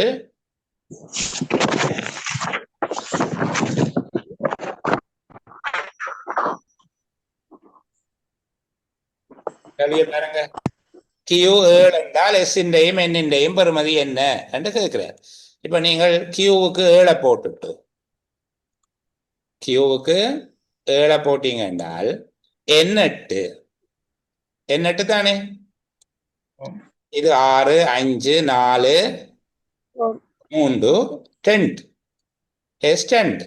அப்ப என்னையும் எஸ்ஸையும் கூட்டினா என்ன விட வரும்? 10 வரும். என்னையும் 10 வருது. அடுத்தது கேட்கிறார், S-லிருந்து R எவ்வளவு நாள் பெரியதோ? S-லிருந்து R எவ்வளவு நாள் பெருசு? 4 நாள் பெருசு. சரிதானே? இப்ப S1 என்றால் இப்ப R 5ஆக இருக்கும், அதாவது 4 கூடவாக இருக்கும். இப்ப R 5 என்று நாங்கள் நினைச்சு கொள்வோம். 6லிருந்து Q அவ்வளவால் பெரிது. 5ஓட எத்தனைய கூட்டணும்? 4 கூட்டி Q9. இப்ப R 5 என்றவர் சொல்லையில, R 5 என்றவர் சொல்லையில அவர் எவ்வளவு பெருசோ அதை விட Q அதே அளவினால பெரிது என்று சொல்லி இருக்கிறபடியா இது 5 என்றால் அதோட 4 கூட்டி முடியும். இப்ப Q9 எனில் என்று கேட்கிறத சுத்தி வளைச்சு கேட்கிறேன். Q9ஆக இருந்தால் சரிதானே, Q-வையும் S-ஐயும் கூட்டும். இப்ப Q9ஆக இருக்குமாக இருந்தா S-ண்ட பெறுமதி 4ஆக மாறிடும். அப்ப 9 4 13 என்று சொல்லி நாங்கள் விடை எழுத வேண்டிய. இதுல அதிக அளவில் நெருக்கடிப்பட தேவையில்லை பிள்ளைகள். இது கொஞ்சம் கூடின கேள்வி, உங்களுடைய பரீட்சையை விட இது கொஞ்சம் மிதமிஞ்சின தரத்திலான கேள்வி. இதுல கொஞ்சம் விளங்கிக் கொள்வதில் கடினம் இருந்ததுன்னா நீங்கள் ஆக சிரமப்பட தேவையில்லை, அதை அப்படியே விடுங்க. சரியா? சரி, அடுத்தது இந்த கேள்விக்கு போவோம். இது அவ்வளவு பெரிய நெருக்கடியாக நான் உணர இல்லை, நீங்க கொஞ்சம் சரியா செய்திருப்பீங்க என்று நினைக்கிறேன் பிள்ளைகள். பா சரிதானே? ABCDEF 6 இலக்கங்கள் இருக்குது. அநேகமா ஒவ்வொன்றுக்கும் ஒவ்வொரு புள்ளிகள் தான் கொடுத்திருப்பேன். 6 இலக்கங்களுக்கும் 6 புள்ளிகளை கொடுக்க வேண்டும். பதில் சொல்லாத ஆக்கள் மெக்க ஓஃப்ல வச்சுக்கொள்ளுங்க.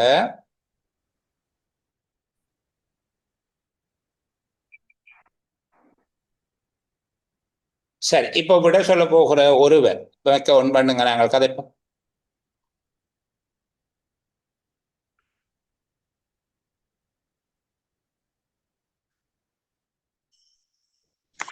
ஒருத்தரும் சொல்ல இல்லைன்னா நானும் வெயிட் பண்ணி பார்த்து கொண்டிருப்பேன்.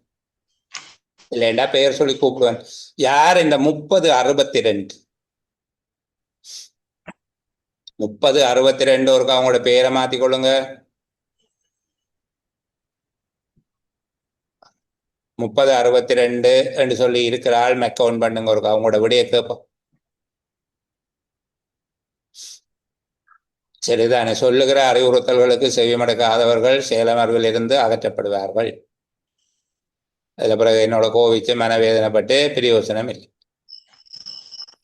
நீங்கள் என்னென்ன பேர்ல இருக்கிறீர்கள் உங்களுக்கு தெரிய வேணும். 3062 என்று சொல்லி இருக்கிற பிள்ளை. ஓகே, ஆரணி கதைங்க. B சமன் Bக்கு 13 போடணும் சார். டிக்கு 13 போடுறீங்களா? B பிக்கு அடுத்த வார B இருக்கு தானே, அதுக்கு 13 போடலாம். சாரி, ஏக்கு அடுத்த பி. ஓ பிக்கு 13 போடுறீங்களா? ஆமாம் சார். என்ன 13 போடுறீங்க?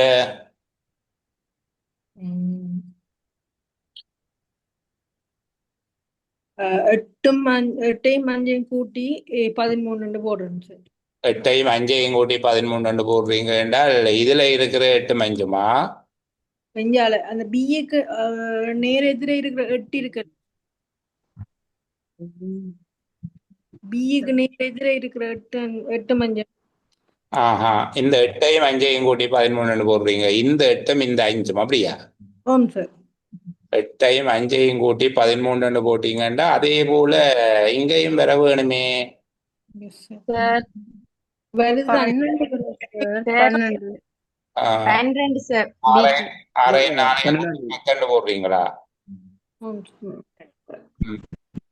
சார் சொல்லுங்க. சரி. சார் பிக்கு 12 சார். ஏன் 12? 6ஐயும் 4ஐயும் கூட்டினா 10 சார். அந்த சிக்கு கீழே இருக்கு 6ம், அதுக்கு கீழே இருக்கிற 4ஐயும் கூட்டினா நடுவுக்க 10 வருது. எது சொல்லுங்க. 6ஐயும் 4ஐயும் வந்து சிக்கு கீழே இருக்கிறாரா? ஆம் சார், அந்த மேல இருக்கு சார்.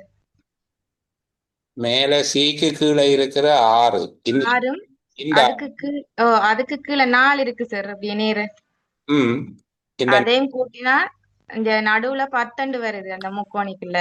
எங்க இங்க வருதா? இதுக்குள்ள இல்ல வருது. சார், அதுக்கு ஆப்போசிட்டா. இதுல வருது 10. அதே மாதிரி அதுக்கு நேர் ஆப்போசிட்டா இருக்கு 5ஐயும் 7ஐயும் கூட்டினா 12 வரும் சார். இந்த 5ஐயும் இந்த 7ஐயும் கூட்டினால் பிக்குள்ள 12. இந்த பி என்பது 12 வருதான். அப்படி வருதா பாப்பமா? ஓகே, சரி. அடுத்தது அதே மாதிரி சார் ஏக்கும் 11 சார். ஏக்கும் 11 வருது. ஏக்கும் 11 வரும் சார். ஏக்கு 11. ஏக்கு 11 வருதா? இந்த 5ஐயும் 6ஐயும் கூட்டினா 11 சார். அதே மாதிரி 7ஐயும் 4ஐயும் கூட்டினா இந்த 5ஐயும் இந்த 6ஐயும் கூட்டி இங்க 11 போடுற மாதிரி 7ஐயும் 4ஐயும் இங்க 11 போடுறீங்க. சரி, அப்ப ஏக்கு 11. சிக்கு 17 சார். எதுக்கு? டிக்கு 17ஆ? சிக்கு 17 வரும். சிக்கா? சிக்கு 17. என்ன கூட்டுறீங்க? அந்த 5ஐயும் 11ஐயும் கூட்டினா 16 வரும். 5ஐயும் 11ஐயும் கூட்டினாளா? எந்த 5ம் 11ம் மேல இருக்கு சார். மேலே 16க்கு மேல 16 இருக்கு.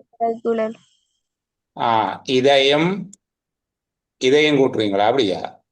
இல்ல 5ஐயும் 11ஐயும் என்ன இருக்கு சார்? இந்த 5ம் இந்த 11ம். இப்ப இதுல இருக்கிற 5ஐயும் இதுல இருக்கிற 11ஐயும் சேர்த்து கூட்டி இந்த 16 வருது. அப்படியா? ஓம் அப்போ இதுல என்ன செய்ய போறீங்க? இந்த 11ஐயும் இந்த 6ஐயும் கூட 11ஐயும் 6ஐயும் கூட்டி இந்த 6ஐயும் கூட்டி இதுல 17 போட போறீங்க. அப்புறம் என்ன? ஓகே. 17 ஓ சரி. அப்போ அதுக்கு பிறகு ஏபிசி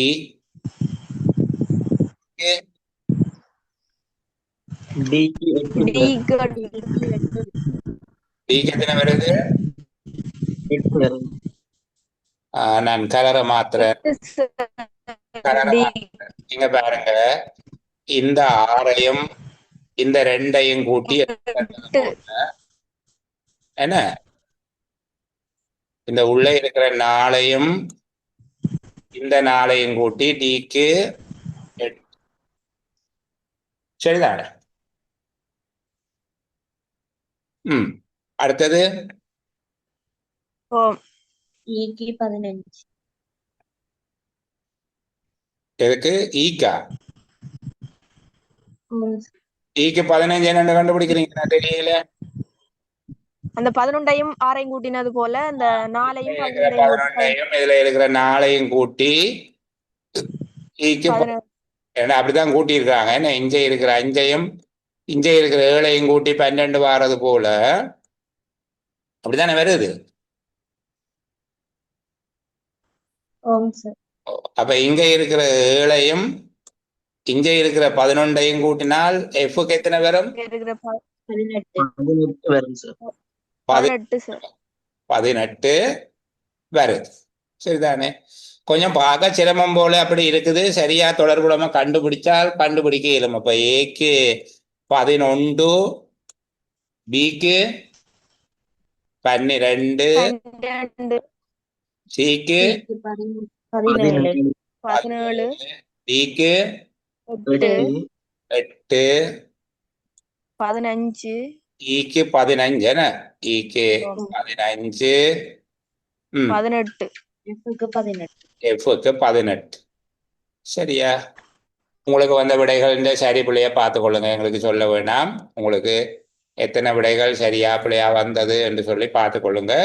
இப்படி செய்வதன் மூலமாக நான் திரும்ப திரும்ப உங்களுக்கு சொல்லக்கூடியது, உங்களுக்கு ஒரு நன்மை பெறும். என்னென்றால் இப்படியெல்லாம் யோசிக்கிறதுக்கு ஒரு வேகம் பெறும். இப்படி உங்களுக்காக யோசிச்சு பார்ப்போம், அப்படி பார்ப்போம், அந்த தொடர்புகளை கண்டுபிடிச்சு வர எங்களுடைய மூளை சிந்திக்கிற அந்த இப்போ ஸ்லீப்பிங் மோட்ல தானே இருக்கு. கனவேர் படிப்பு விட்டு கனகாலமாக இருக்குது. அப்போ அந்த ஸ்லீப்பிங் மோட்ல இருந்து அது ஒரு ஃப்ரெஷ் மோடுக்கு மாறும். அதை பார்த்தால் நல்லது. சரி, நான் அடுத்த ஒரு சின்ன கேள்விதான் இருக்குது. எவ்வளவு தூரம் நீங்க அதை சரியா செய்திருக்கிறீங்கள் என்று சொல்லி பார்ப்போம். அல்லது எப்படி இதை கண்டுபிடிக்கிறோம், இதுக்குரிய விடைகளை எப்படி கண்டுபிடிக்கிறோம் என்று சொல்லி யோசிப்போம். இப்போ என்ன கேட்டிருக்காங்கன்னா, 0 வரக்கூடாது. 0 அடங்காதவாறு 200க்கு குறைவான 3 இலக்கங்களை கொண்ட எண்களை, எத்தனை எண்களை உருவாக்கலாம் என்று சொல்லி கேட்கிறாங்க. 0 வரக்கூடாது. 81 சார். 81 இலக்கங்களை உருவாக்கலாம் சார். 81 இலக்கங்களை உருவாக்கலாம் என்று சொல்றாங்க. எப்படி என்று சொல்லி நாங்கள் ஒரு கால் எல்லாருக்கும் விளங்குற மாதிரி கேட்போமே அவங்கள்ட்ட இருந்து. எப்படி? சார் 3 பெட்டி போகணும் சார். 3 பெட்டி போகணும் சார். முதல் 3 கோடு போடணும். 3 கோடு போடணுமா? 3 கோடு 3 பெட்டி போட்டு சார். ஓகே, நான் போடுறேன்னா நீங்க சொல்ற மாதிரியே போடுகிறேன். 3 பெட்டி.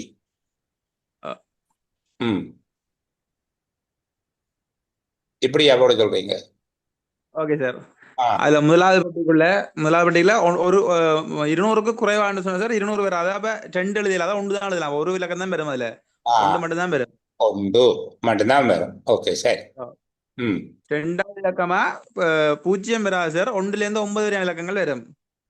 1ல இருந்து 9 வரையான இலக்கங்கள் வரும். 1ல இருந்து 9 வரையான 9 இலக்கங்கள் வரப்போகுது. 9 இலக்கம் வரும். ஆமாம் சார். அடுத்த 2வது பெட்டி 3வது பெட்டிகளையும் 9 இலக்கம் வரும் சார். 1ல இருந்து 9 வரைக்கும் எழுதலாம். அப்போ 9 இலக்கம் வரும்.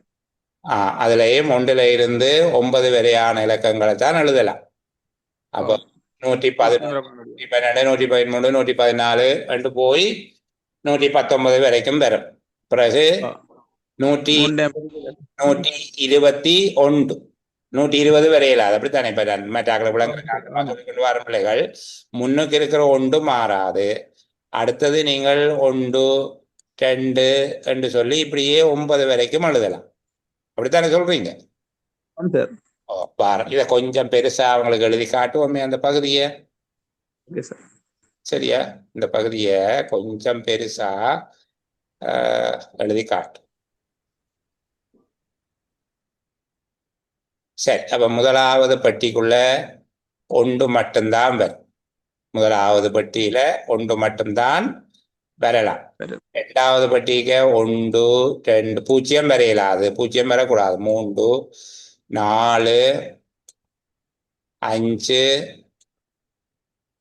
நான் எழுதுறது 5 மாதிரி இல்லாட்டி நீங்க நினைச்சு கொள்ளுங்க. 5 6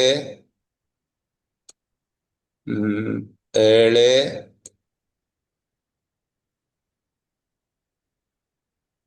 8 9 என்ன முதலாவது கோட்டுல 1 மட்டும். அடுத்த இரண்டாவது இலக்கமாக 1 தொடக்கம் 9 வரையான இலக்கங்கள் வரலாம். மூன்றாவதுல 1 2 இதே மாதிரி தான். 3 4 5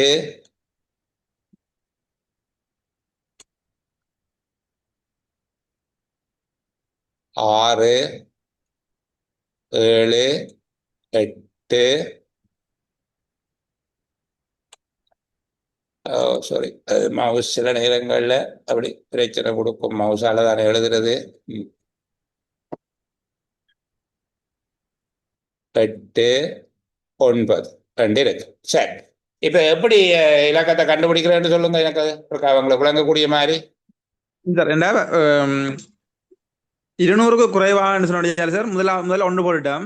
அடுத்ததுல அதுல ஒன்று மட்டும்தான் இருக்கு.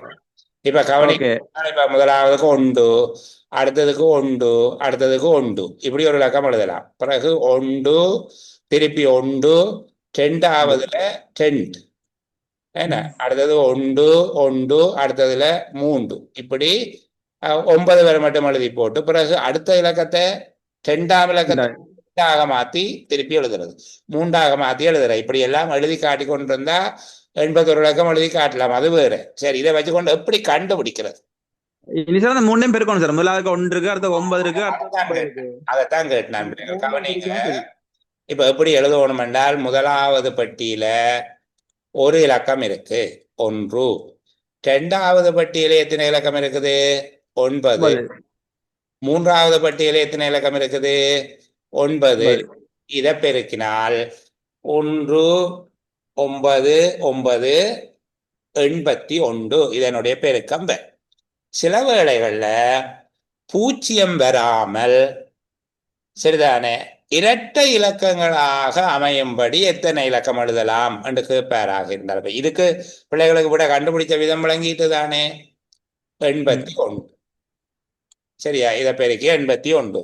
சில வேளைகள்ல 3 இலக்க எண்கள் எத்தனை ஒற்றை எண்கள் எழுதலாம் என்று சொல்லி கேட்பாராக இருந்தால் இந்த பகுதியை நான் எல்லாத்தையும் விளங்கப்படுத்தி போட்டு போகிறேன். சரிதானே? இப்படியான கேள்வியை கேட்கிறார். உங்களுக்கு 200க்கு குறைவான 3 இலக்க எண்கள் ஒற்றை எண்களாக எத்தனை எழுதலாம்? ஒற்றை எண்கள் என்று சொல்லி கேட்கிற நேரம் அப்ப எங்களுக்கு விளங்கணும். இப்ப நாங்க பெட்டி போடுவோம். முதலாவது பட்டிக்குள்ள பிள்ளைகள் 1 தான் வரப்போகுது 200க்குரிய.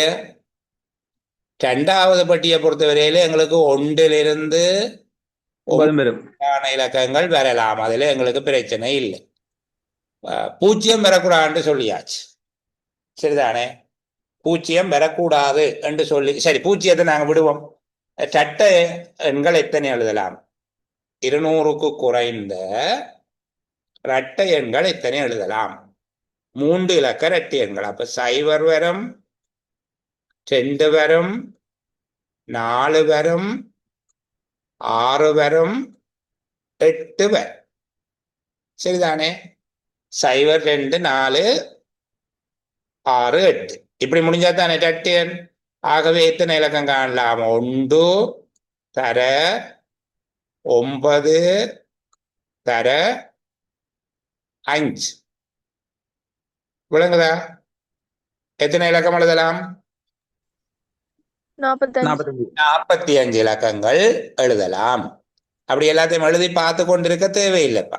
45 எழுதலாம். சில வேளைகள்ல பூஜ்ஜியத்தில் முடிவடையாத இரட்டை எண்கள் எத்தனை எழுதலாம் என்று கேட்பாராக இருந்தா அப்படின்னு கேட்கலாம் தானே. பூஜ்ஜியத்தில் முடிவடையாத இரட்டை எண்கள் என்று கேட்பாராக இருந்தால் எங்களுக்கு தெரியும் முதலாவது 1 தான். 200 குறைஞ்சது. சரியா? இது மற்றது 1 தொடக்கம் 9 வரையான இலக்கங்களே எழுதலாம். பூஜ்ஜியத்தில் முடிவடையாத இலக்கம் என்று கேட்டிருக்கு. ஆகவே 2, 4, 6, 8 4 இலக்கம் தான் வரப்போகுது. என்ன அப்போ எப்படி நாங்கள் விட காண்றோம்? 1 தர 9 தர 4 9 தர 4. 1 தர 4 4. 1 தர 9 தர 4. அப்போ 36 இலக்கங்கள்லாம் எழுதலாம். இப்போ இதனோட சம்பந்தப்படாம இந்த விஷயத்தை சொல்லாம நான் இப்ப உங்களுக்கு அடுத்தது கேட்கிறேன் பிள்ளைகள். 500க்கு குறைந்த 3 இலக்கங்களை கொண்ட எத்தனை எண்களை உருவாக்கலாம்? எத்தனை இரட்டை எண்கள்? 500க்கு குறைந்த 3 இலக்கங்களால் ஆன எத்தனை இரட்டை எண்களை ஆக்கலாம் என்று கேட்கிறேன். என்ன செய்வீங்க? முதலாவது பட்டிக்கு என்னென்ன வரும்?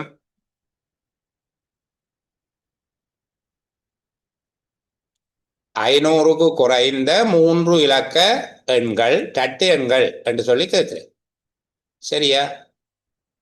அப்ப சொல்லுங்க, முதலாவது பட்டிக்குள்ள என்னென்ன எழுதுவோம்? 1 5. 5 வராது. 5 வராது. 5 வராது. 500க்கு குறைஞ்சது. அப்போ 1 2 3 4. சரிதானே? 500க்கு குறைஞ்சதுன்னா 1 2 3 4. அடுத்தது 1 தொடக்கம் 9 வரையான இலக்கங்கள் வரும். 2வதுல பிரச்சனை இல்லை. இரட்டை எண்கள் என்று வருகிற நேரத்துல 0ல முடியலாம், 2ல முடியலாம், 4ல முடியலாம், 6ல முடியலாம், என்ன 8ல முடியலாம். இப்படித்தானே சார்? 2வது பட்டிக்கு 0 வரும் தானே சார்? ஓ சாரி, 2வது பட்டிக்குள்ள 0 வரும். நாங்கள் அப்ப 10. பிழைக்க விட்டோம். ஓகே. 2வது பட்டி 0 தொடக்கம் 9 வரையில வரலாம். 2வது பட்டிக்குள்ள 0 வரும். ஓ அப்போ 0ல இருந்து 9 வரைக்கும். இப்ப நாங்கள் எத்தனை எண்கள் என்று சொல்லி பெருக்கி காணுவோம். முதலாவதுல எத்தனை வருது? 4. 2வதுல எத்தனை வருது? 10. 0 வருது தானே? 10. 3வதுக்கு எத்தனை வருது? 5. அப்ப பெருக்கின வேண்டாம். 40 தர 5 200 நாங்கள் எழுதலாம். சார் அதுல 10 வராது சார் ரெட்டை எண்களுக்குல. ஏனம்மா? ரெட்டை எண்களுக்கு 0 2 4 6 8 வரைக்கும் வருது இல்லோ. 8 வரை 10 வராது. 10 எழுதுனீங்கன்னா 4 டிஜிட்ல எல்லாம் வந்துடும். இப்ப 410 எழுதலாமோ? சரி சார், ஓகே. 498 தான் கடைசியா எழுதலாம். 499 எழுதலாம். ஒற்றை எண் 490 எழுதலாம். அதுதானே நான் 0 போட்டு வச்சிருக்கிறேன். 3 டிஜிட்னா 3 கோடு தானே போடலாம்மா. சரியா? நல்ல கேள்வி. இது கணவர்கிட்ட இருந்திருக்கும், கேட்டிருக்க மாட்டாங்க பிள்ளைகள். இனி இப்படி கேள்வி வந்து அசத்தலாமா? ஆம் சார். இருக்கிறீங்களா? தேங்க்யூ பண்ணது நல்ல மெதட். நீங்க அது சில பேர் நல்ல மெதட்டுகள் ஏற்கனவே வச்சிருக்கிறீங்க. அதை மற்றவர்களுக்கு பகிர்றதால ஒரு பிரச்சனையும் இல்லை. அவர்களும் வெற்றியாளர்களாகவே. நான் உங்களுக்கு திரும்ப திரும்ப சொல்லுகிறது, நீங்கள் வேற யாருக்கும் எதை கொடுப்பதாலேயும் நட்டமடைய போறதில்லை. உங்களுக்கு நீங்கள் தான் போட்டியாளர்கள். நீங்கள் 75 புள்ளி எடுப்பீங்கன்னா உங்களுக்கு அப்பாயின்மெண்ட் வரும். மற்றவன் எத்தனை புள்ளி எடுக்கிறான், உங்களுக்கு முன்னுக்கு பேர் வருதா பின்னுக்கு பேர் வருதா, அதை பற்றி கதைக்க தேவையில்லை. உங்களோட ஒரே இலக்கு நீங்க 75 புள்ளி எடுக்கிறது. சரியா? உங்களுடைய ஒவ்வொரு வினாத்தாளையும் 75 புள்ளி எடுத்தால் நீங்கள் பாஸ். இந்த மெத்தட் இனி மறக்காதுங்கிறது. இப்படியான கேள்விகள் வந்தால் அந்த விடயத்தை விளங்கி கொண்ட வேண்டாம். சரி, இது ஒரு புள்ளிக்கு தான் போட்டிருக்கிறார், அப்ப டக்கண்டு எழுதி பெருக்க வேண்டியது. சரியா? சரி, அடுத்த கேள்வி கொஞ்சம் விளையாட்டுத்தனமான கேள்வி போல.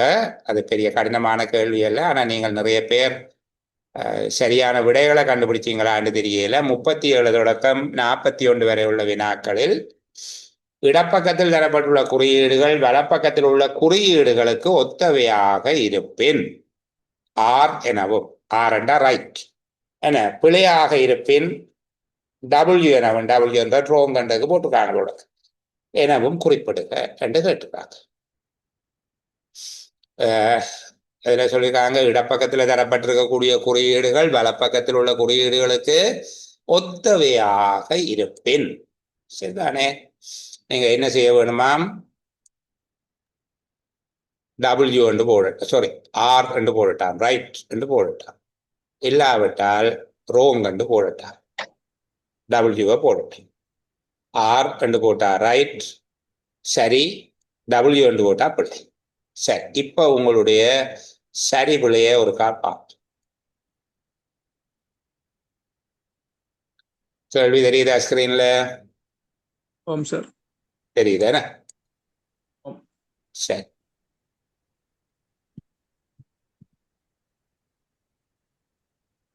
இல்லை இந்த கோட்டை அழிக்கிறதுல எனக்கு ஒரு பிரச்சனை இருக்கு. சரி பாப்போம். ஓகே, முதலாவது ஆர் ஆர்.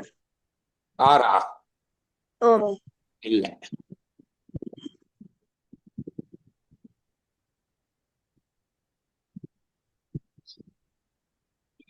அவர் என்ன கேள்வி கேட்டவர்? இடப்பக்கத்தில் தரப்பட்டுள்ள குறியீடுகள் வலப்பக்கத்தில் உள்ள குறியீடுகளுக்கு ஒத்தவையாக இருப்பின். Sir wrong. பெறுமதி சமனாக இருந்தால் என்று கேட்கல. குறியீடுகள் இங்க 100 என்பது ஒரு குறியீடு. இங்க 100 இருக்கா? இல்ல. தர இல்ல குறியீடு அது இருக்கு. 2 என்பது ஒரு குறியீடு இங்க இல்லை. சமன் என்பது ஒரு குறியீடு இருக்கு, இங்க சமன் என்கிற குறியீடு இருக்கு. 200 என்கிறது குறியீடு இங்க இருக்கு. ஆனால் 50 என்கிறது 100 என்பதும் வேறுபடுகிறது, 2 என்பது 4 என்பதும் வேறுபடுகிறது. ஆகவே டபிள்யூ. சரியா? இப்படியும் பார்க்கலாமா? இந்த சமனுக்கு இடையில வந்து 2 இடைவெளியும் சமனா இருக்குது, ஸ்பேஸ் இருக்கு, எக்ஸ்ட்ரா விட்டு இருக்குது. உங்க கணக்கு இங்க இதுக்குள்ள ஸ்பேஸ் இருக்குது, இங்க ஸ்பேஸ் இல்லை, இப்படி எல்லாம் கணக்கு. சரிதானே? இதுல பெருமதியை கேட்கல, அவர் குறியீடை தான் கேட்டவர். கவனம், இதை செய்யறதால நாங்கள் கற்றுக்கொள்றோம், அவ்வளவுதான். மாற்ற முடியும். ஐயோ நான் பிழைக்க விட்டனே என்கிற கவலை எல்லாம் தேவையில்லை உங்களுக்கு. சரிதானே? அந்த கவலை வேண்டாம் பிள்ளைகள். இப்ப நீங்கள் பார்த்து கொள்ள வேண்டியது என்னென்றால், நாங்கள் இதை பிழைக்க விட்டுட்டோம். சரியா? ஏதோ ஒரு பிழை உண்டு, நாங்கள் செய்து போட்டோம், அவ்வளவுதான், வேற ஒன்றும் இல்லை. அப்ப இது முதலாவது டபிள்யூ தவறானது. சரி, அடுத்தது ஆர். 3 தர நாணா. இங்க 3 தர நாணா. இப்ப இந்த 2 பெரிய நாணா. ஓகே, 2 பெரிய நாணா, பிறகு 2 சின்ன நாணா, பிறகு ஒரு பெரிய நாணா, பிறகு ஒரு சின்ன நாணா. இது சரி, ஆஃப். அடுத்தது டபிள்யூ. எல்லாம் சரியா இருக்கு. பின்னுக்கு இருக்கிற 12 இங்க 21 மாறி இருக்குது. ஆகவே டபிள்யூ.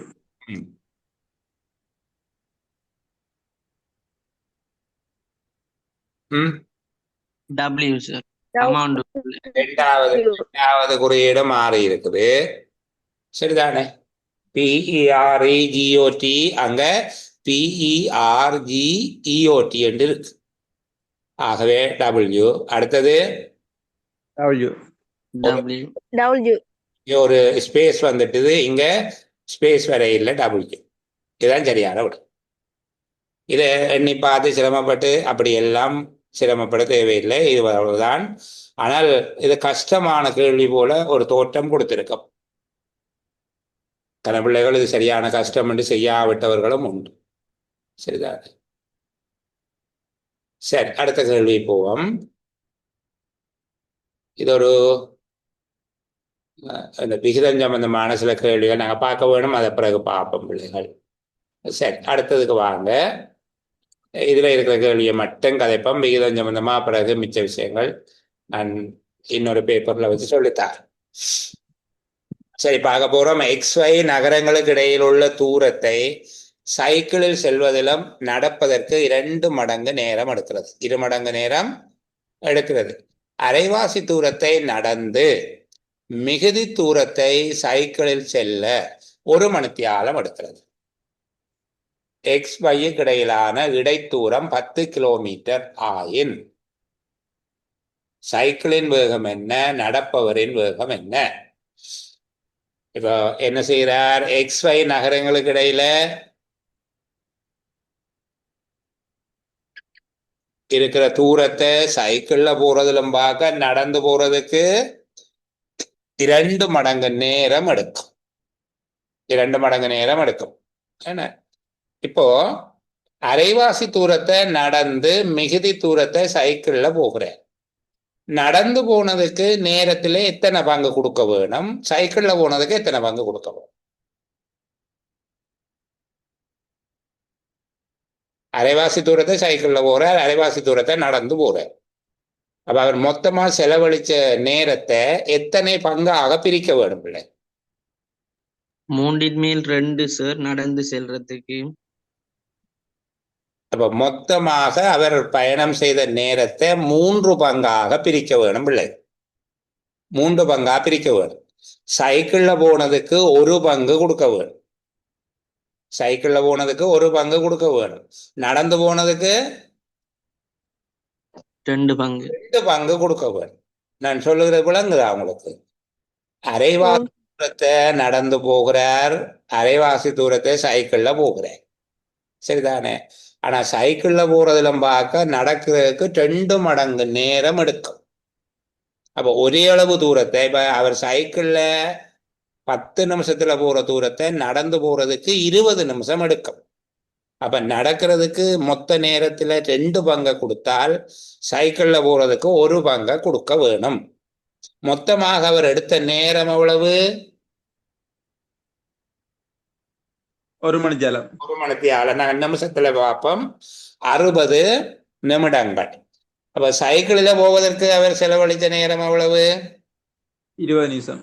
20 நிமிடம். சைக்கிள்ல போறதுக்கு 20 நிமிஷம். நடப்பதற்கு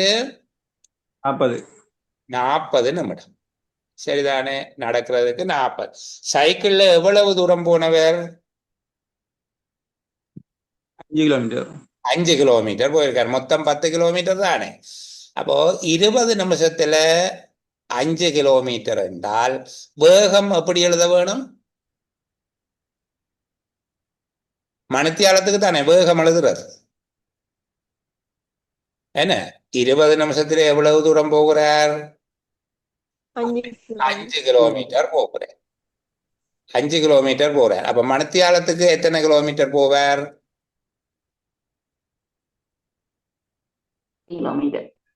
சாரி, 30 கிலோமீட்டர். எத்தனை கிலோமீட்டர்? 15. இத போல 3 மடங்கு. 20 நிமிஷத்துல 5 கிலோமீட்டர் என்றால் மணித்தியாலம் என்பது 60 நிமிடம் தானே. ஆகவே 15 கிலோமீட்டர் 15 கிலோமீட்டர் மணித்தியாலத்துக்கு ரெண்டா இப்படி கோடு போட்டு H போடலாம், சரிதானே? சைக்கிள் நடப்பவருடைய வேகம் என்னவாக இருக்கும்? இதுகின்ற அரைவாசி தானே. 7.5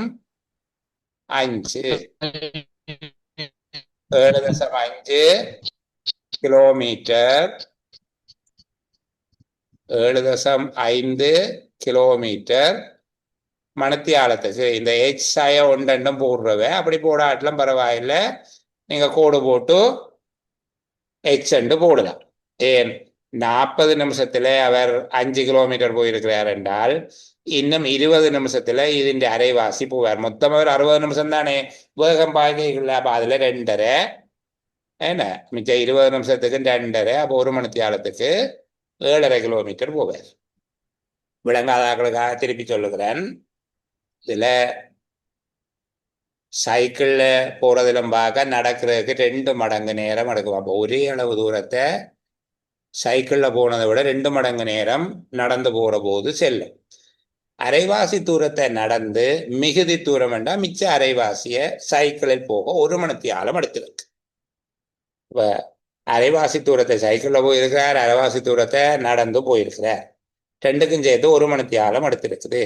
இப்ப நடந்து போறதுக்கு 2 மடங்கு நேரம், சைக்கிள்ல போறதுக்கு அதுக்கு அரைவாசி என்றால் 1 மடங்கு நேரம் தான் எடுக்கும். அப்ப மொத்தம் 3 மடங்கு 3ஆ பிரிக்கணும். 1 மணித்தியாலத்தை 60 நிமிடமாக பிரிச்சோம் என்றால் 60 நிமிடத்தை 3 பங்கு ஆக்குறோம். அதுல 1 பங்கை சைக்கிளுக்கு கொடுக்குறோம், 2 பங்கை நடப்பதற்கு கொடுக்குறோம். சைக்கிளுக்கு 20 நிமிடங்கள் கொடுக்குறோம், நடப்பதற்கு 40 நிமிடங்கள் கொடுக்குறோம். ஏனென்றால் அவருக்கு 2 மடங்கு நேரம் செல்லும். ஒரே அளவு தூரத்தை தான் பயணம் செய்திருக்கிறேன். அப்ப 20 நிமிஷத்துல அவர் போனது 5 கிலோமீட்டர்.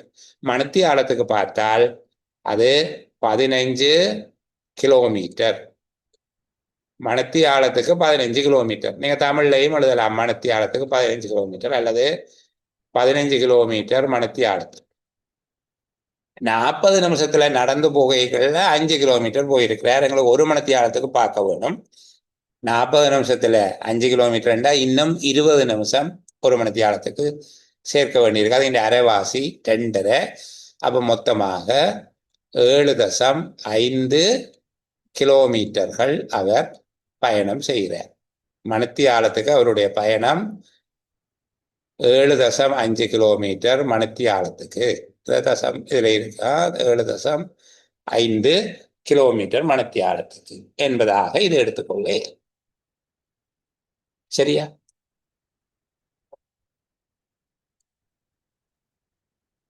இயலுமான எல்லா சந்தர்ப்பத்திலையும் பிள்ளைகள் கேள்விகளுக்கு விடையை செய்து கொண்டு வாங்குவோம். அப்பதான் நீங்கள் என்ன பிளவிட்ட நீங்கள் என்பது உங்களுக்கு விளங்கும். இல்லாவிட்டால் அதை பார்த்து கொண்டிருக்கிறதால பெரிய அளவுக்கு உங்களுக்கு பிரயோசனம் இருக்காது. கவனமா இருக்கணும். இத சேலமர்வுக்கு வந்து நாங்கள் சொல்லுகிறது எல்லாத்தையும் பார்த்து குறித்து கொண்டு போனோம், இந்த ரெக்கார்டை கேட்டோம் என்று சொல்லி இல்லாம நீங்கள் எல்லா கேள்விக்கும் விடைகளை செய்து கொண்டு வாங்க. அது சரி பிள்ளை எல்லாம் வேறு எல்லாம் சரியா வராது. சரிதானே? ஆனால் செய்யாம வராது.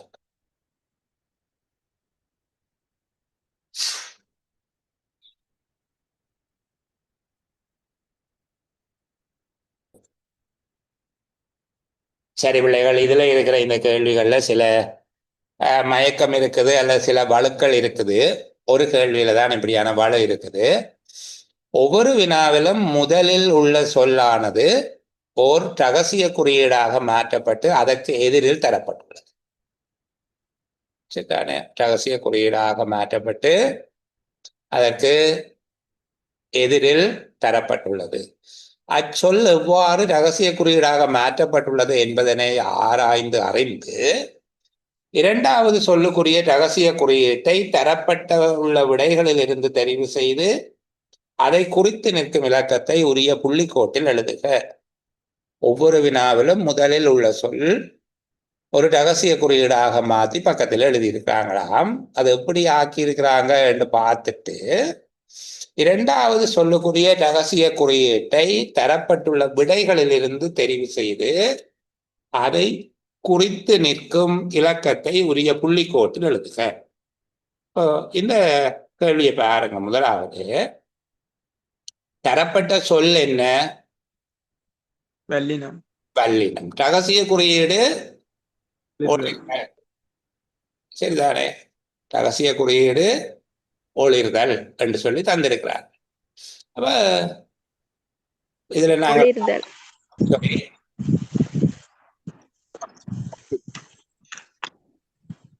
இதுல நாங்கள் பார்க்கிறோம், வானாக்கு பதிலாக ஓ தந்திருக்கிறார். என்ன இந்த கீழே இருக்கக்கூடியதுல அடுத்தது லீனா. வானாக்கு பதிலாக இல்லைன்னா இல்லை கீழே இருக்கிறதுல. அப்போ ரெண்டாவது லீனாவுக்கு பதிலாக இர்ரன்னா தந்திருக்கிறாங்க. லீனாவுக்கு பதிலாக இர்ரன்னா. வானாவுக்கு பதிலாக ஊனா,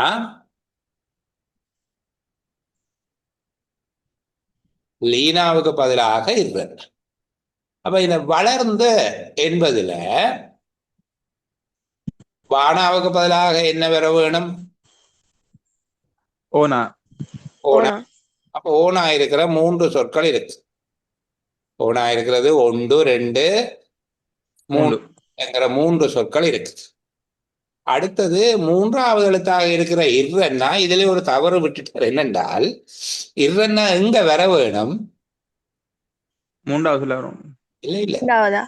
இல்ல பிள்ளை, உண்மையா இதுல ஈரன்னாவை போடக்கூடாது.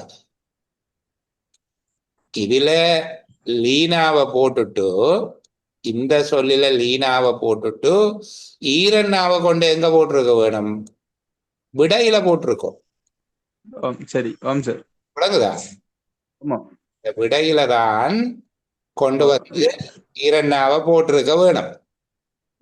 அந்த இடத்துல ஒரு தவறு நடந்துட்டது. நீங்க அதை கவனிக்காமலே இப்படி எல்லாத்தையும் செய்திருப்பீங்க. ஏனென்றால் ரகசிய குறியீட்டுலதான் லீனாவுக்கு பதிலாக இர்ரன்னா வருமே தவிர இர்ரன்னாவுக்கு பதிலாக ரகசிய குறியீட்டுல லீனா வரா. விளங்குதா சொல்றது?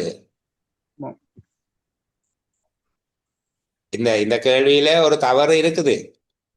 ஒரு வலுதான், அது ஒரு பெரிய ஒரு ஆளை தூக்கில போடக்கூடிய தவறு அல்ல. ஆனால் தவறு யார் செய்தாலும் தவறு தானே. அப்புறம் என்ன? இங்க இர்ரன்னான்னு சொல்லி தருகிறது உரிய சொல் இல்லை, அது குறியீட்டு, ரகசிய குறியீட்டுல தான் இர்ரன்னா லீனாக்கு பதிலாக. அப்ப இங்க வளர்ந்து என்று தருகிற போது அவர் வானாவே ஒரிஜினலாவே தந்திருக்கிறார். ஈரன்னாவை கொண்டு போய் என்ன செய்து விட்டார்? ரகசிய குறியீட்டை கொண்டு போய் எழுத்தாக மாற்றி விட்டார். அப்ப முதலாவதா ஓனா வர வேணும். என்ன 3வதாக என்ன வர? லீனா. லீனா வர வேணும். சரியா? 3வதாக லீனா, முதலாவதாக ஓனா. வரக்கூடியது எத்தனை இருக்குது? 2 இருக்குது. 1 3. 1 3. சரி. அப்ப அதிலையும் அப்போ 3வது நாங்கள் கழிக்கிறோம். ஏன்? 2ஆம் எழுத்தும் 5ஆம் எழுத்தும் ஒன்றாக அங்கு இல்லை. என்ன வளர்ந்தங்கிறதுல 2ஆம் எழுத்தும் 5ஆம் எழுத்தும், இங்க 2ஆம் எழுத்தும் 5ஆம் எழுத்தும் ஒன்றா இல்லை வந்திருக்கு ரகசிய குறியீட்டுல. ஆகவே 3வதும் இல்லை, முதலாவது தான் விடும். நடுவில் லீனா வர வேணும். அது முதல் விடையிலையும் 3வது விடையிலையும் வருகிறது. 3வது விடையில 2ஆம் எழுத்தும் நானா 5ஆம் எழுத்தும் நானா வரபடியா சொல்லில 2வது எழுத்தும் 5வது எழுத்தும் ஒரே எழுத்தாக இருக்க வேணும். அப்படி இருக்க இல்லையா? ஆகவே முதலாவது சரியான விடை என்று எடுக்கிறோம். இந்த கேள்வி ஒரு வளவுக்குரியது. ஆனால் நீங்கள் விடையை கண்டுபிடிச்சிருப்பீங்க. அந்த விடையை கவனத்தில் எடுக்காம. அடுத்தது பாருங்க, குடியரசு. அத சுகு யடிர என்று எழுதியிருக்கிறார்கள். ஏதோ ஒரு வடிவத்தில் எழுதியிருக்கிறார்கள். சரி. இப்போ புரவலர் என்பதுல எது சரியான விடை என்று பார்க்க.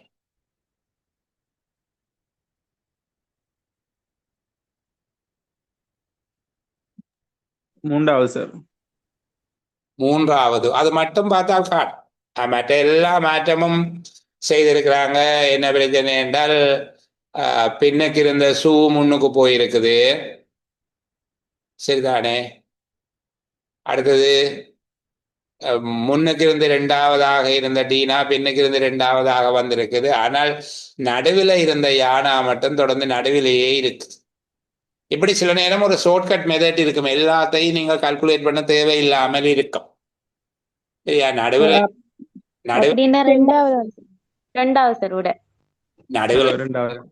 யானா நடுவிலேயே இருக்கு.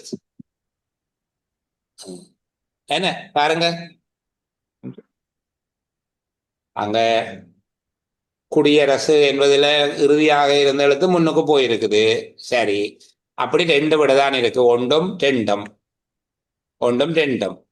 அடுத்த 2வது நடுவில் இருந்த யானா அடுத்த சொல்லை நடுவில் இருக்குது. அது முதலாவதுல நடக்கவில்லை, அடுத்ததுல 2வதுல நடந்திருக்குது. வானா நடுவில் இருக்குது. ஆகவே 2வது விடை சரியானது. சரியா பிள்ளைகள்? சரி, அடுத்தது ஐம்புலன். ஐம்புலன் என்ன செய்திருக்கிறாங்க? ஐயம்புலியன் ஒரு ஞானம் செய்திருக்கு, 2 ஞானம் வந்திருக்கு. முன்னுக்கு இருந்து 2வதாகவும் பின்னுக்கு இருந்து 2வதாகவும் ஒரு வேண்டாத எழுத்து வந்திருக்கு. ஒரே எழுத்து வந்திருக்கு, வேண்டாத எழுத்து வந்திருக்கு. பதுமநிதி என்பது 4வது இருக்கு பவதும. அங்கேயும் முன்னுக்கு இருந்து 2வதாகவும் பின்னுக்கு இருந்து 2வதாகவும் வேண்டாத எழுத்து ஒரே எழுத்து வந்திருக்கு.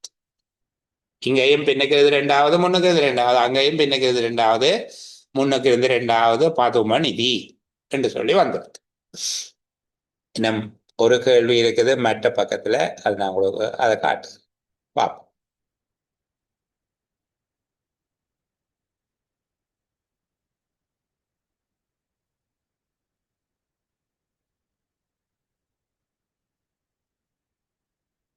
ரெண்டு கேள்வி இருக்கு. இன்னும் 2 வினாக்கள் இருக்குது, பார்ப்போம். இந்திரன் ஆக்னியட் என்று சொல்லி இருக்கு. இந்திரன் என்பதற்கு ஆக்னியட் என்று சொல்லி அவர்கள் எழுதியிருக்கிறார்கள். ஐஸ்வர்யம் என்பது 3வது. என்னன்னா ஈனாக்கு முன்னெழுத்து ஆவன்னா வந்திருக்கு. இங்க ஈனாவில தொடங்குறது, அதற்கு முன்னெழுத்து ஆவன்னாவில தொடங்கி இருக்குது. சரி, அப்ப ஐயன்னாக்கு முன்னெழுத்து ஏ என்னா, என்ன ஐயன்னாக்கு முன்னெழுத்து ஏ என்னா. ஆகவே 1வது அல்லது 3வது தான் விடையாக இருக்க வேணும். மேல 2 மெய்யெழுத்துக்கள் வந்திருக்குது. விடையில ஆத்மியட் என்பதிலையும் 2வதும் 5வதும் மெய்யெழுத்துக்களாக இருக்கு. ஐஸ்வர்யம் என்பதுல ஒரு மெய்யெழுத்து தான் இருக்குது. 1வது விடையில 3 மெய்யெழுத்துக்கள் இருக்குது. 3வது விடையில ஒரு மெய்யெழுத்து இருக்கு. ஆகவே 3வது விடைதான் சரியாக இருக்கும். இதுக்கு விடை எழுதைக்குள்ள கவனமா இருக்கணும். அந்த விடையை குறித்து நிற்கும் இலக்கத்தை தான் எழுத சொல்லி கிடக்கு. விடையே எழுதுறீல 3 என்ன, அதுக்குரிய இலக்கத்தை தான் எழுத வேண்டும். நாங்கள் எல்லாத்தையும் சரிப்படுத்தி பார்த்து கொண்டு வந்தோம் என்றால் நிறைய நேரம் போயிடும் பிள்ளைகள். இப்ப பாருங்க, ஈனாக்கு பதிலாக ஆவன்னா வந்திருக்குது. சரி, அப்ப ஐயனாண்டா முன்னுக்கு இருக்கிற ஏன்னா 2 விடை இருக்கு. என்ன வித்தியாசம்? மேல இந்திரன் என்பதுல 2 மெய்யெழுத்து வந்திருக்குது. அந்த ரகசிய குறியீடுலையும் 2 மெய்யெழுத்து. ஐஸ்வர்யம் என்பதில் ஒரு மெய்யெழுத்து இருக்குது. ஆகவே 1வது விட பொருந்தாது. அதில் 3 மெய்யெழுத்து இருப்பதனால 3வது விடைக்கு நாங்கள் போகிறோம். சரிதானே? புதர்கள்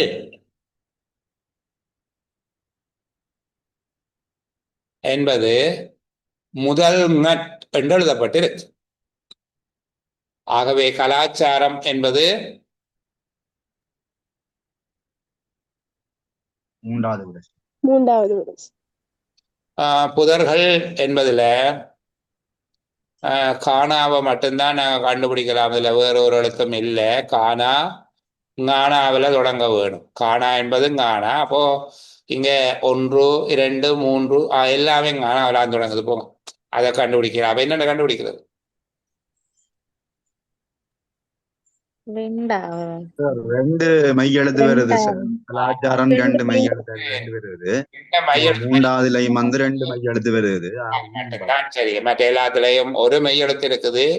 இதுல மட்டும் 2 மெய்யெழுத்து இருக்குது. சரியா? சில கேள்விகள் விலைகள் பார்வைக்கு படு பயங்கரமா இருக்கும். ஐயோ, இது சரியான கஷ்டம் என்பது போல இருக்கும். எல்லாத்தையும் எடுத்து ஒரு எழுத்தா நீங்கள் எழுதி கண்டுபிடிச்சு சில வேளைகள்ல அது சரியான விடையா கூட வரா. சரி, அப்படியாக சிரமப்பட தேவையில்லை. பார்க்க படு பயங்கரமாக இருக்கும். இது நம்மளை கொல்ல வந்த பிராணி என்பது போல இருக்கும். ஆனால் பழகி பார்த்தால் பசு சாதுவான பிராணி என்பது போல மிக இலகுவாக விடைகளை எடுக்கக்கூடியதா இருக்கும். அது மாதிரிதான் இது. சரியா? இதுல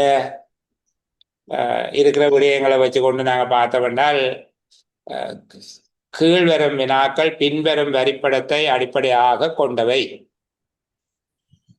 அதில் உள்ள சதுரங்கள், முக்கோணங்கள், வட்டங்கள் ஆகியவை முறையே ஆங்கிலம், தமிழ், சிங்களம். சதுரம் ஆங்கிலம், தமிழ் சிங்களம் என்பவற்றை குறிப்பதற்கு முக்கோணமும் வட்டமும். தமிழுக்கு முக்கோணம், சிங்களத்துக்கு வட்டம். சரியா? இதை வச்சுக்கொண்டு அவர் கேட்கிற கேள்வி எல்லாத்தையும் விடுவோம், நாங்கள் இதுக்குள்ள பார்ப்போம். சரிதானே? ஆங்கிலம் மட்டும் பேசுவோம். எந்தெந்த இலக்கங்கள்? 1 5 7 5 18. 1 ஆங்கிலம் மட்டும், வேற ஒன்றும் கலக்கையில. என்ன? 7. அடுத்தது 5 5 5 18. 18. சரிதானே? ஆங்கிலம் மட்டும் பேசுவோம். சரி, அப்ப இதை அழிக்கலாம். அடுத்தது சிங்களம் பேசுவோம். 14 சிங்களம் பேசுவோம். சொல்லு. 14 5. 14 5 சார். 14 5மா? இல்ல சார், அந்த 2 வட்டத்தையும் கூட்ட வேண்டி வரும் ஃபுல்லா. சிங்களம் பேசுவோர் என்று கேட்டால் 5 6 4 10 9 14 11 12 15 இவ்வளவும் சிங்களம் பேசுவோம். விளங்குதா? சார் நான் கேட்ட சிங்கள மொழி மட்டும் பேசணும் இருக்கு சார். நான் கேட்டது சிங்களம் பேசுவோர். இப்ப கேள்வி பார்க்க. Okay sir, okay. சரியா? சிங்களம் பேசுவோர். முதல் கேட்டது ஆங்கிலம் மட்டும் பேசுவோர். இப்ப கேட்டது சிங்களம் பேசுவோர். அடுத்த கேள்வி சிங்களமும் தமிழும் பேசுவோர். சிங்களம் தமிழ் ஆகிய இரு மொழிகளையும் பேசுவோர். 12. 12 12ஆ? 4 பேரும் சார். 4 10 12 வரும். 10 சார். 10 வரும் சார். 4 வரும் சார். சிங்களம் தமிழ் 12 வரும். 12 வரும். 11 வரும். 15 வரும். சாரி, திருப்பி சொல்லுங்க. சிங்களம் தமிழ் ஆகிய 2 மொழிகளையும் பேசுவோர். 12 மட்டும். 12 மட்டும் தான் சார். 12 மட்டும். சிங்களம் தமிழ், ஆங்கிலம் வரக்கூடாது. சரிதானே? முக்கோணமும் வட்டமும் வரணும், சதுரம் வரக்கூடாது. சிங்களம் தமிழ் ஆகிய இரு மொழிகளை மட்டும் பேசுவோம். 2 மொழியை மட்டும் பேசுவோம். அது ஆங்கிலம் பேசக்கூடாது. 12 மட்டும்தான் வரும். சரியா? சரி, தமிழ் மட்டும் பேசுவோம். 2 13. 2 13. தனிய முக்கோணத்துக்கு இருக்கணும், வேற ஒன்றுகளையும் இருக்கக்கூடாது. தமிழ் மட்டும் பேசுவோம். சரியா? சரி, ஒரு கேள்விகளை வாசிப்போம். இப்ப உங்களுக்கு கண்டுபிடிக்க தெரியும், நான் உங்களை தொல்லப்படுத்தி. சரிதானே? சிங்களம் மட்டும் பேசுவோர் 14 5. 5. தமிழ் மொழி மட்டும் பேசுவோர் இருக்குது. சொல்லியாச்சு. அடுத்த கேள்வியை வாசி. 13.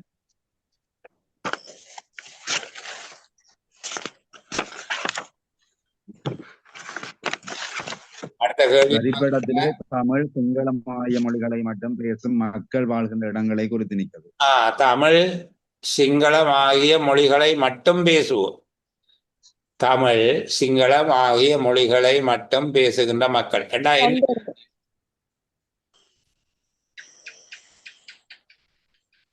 ஆங்கிலம் வரக்கூடாது. 12 சார். 12 மட்டுமா? தமிழ் சிங்களம் ஆகிய மொழிகளை பேசும் மக்கள். அப்படித்தானே கேள்வி கேட்டது? என்னன்னு கேட்டவங்க? தமிழ் சிங்களம் மொழிகளை மட்டும்.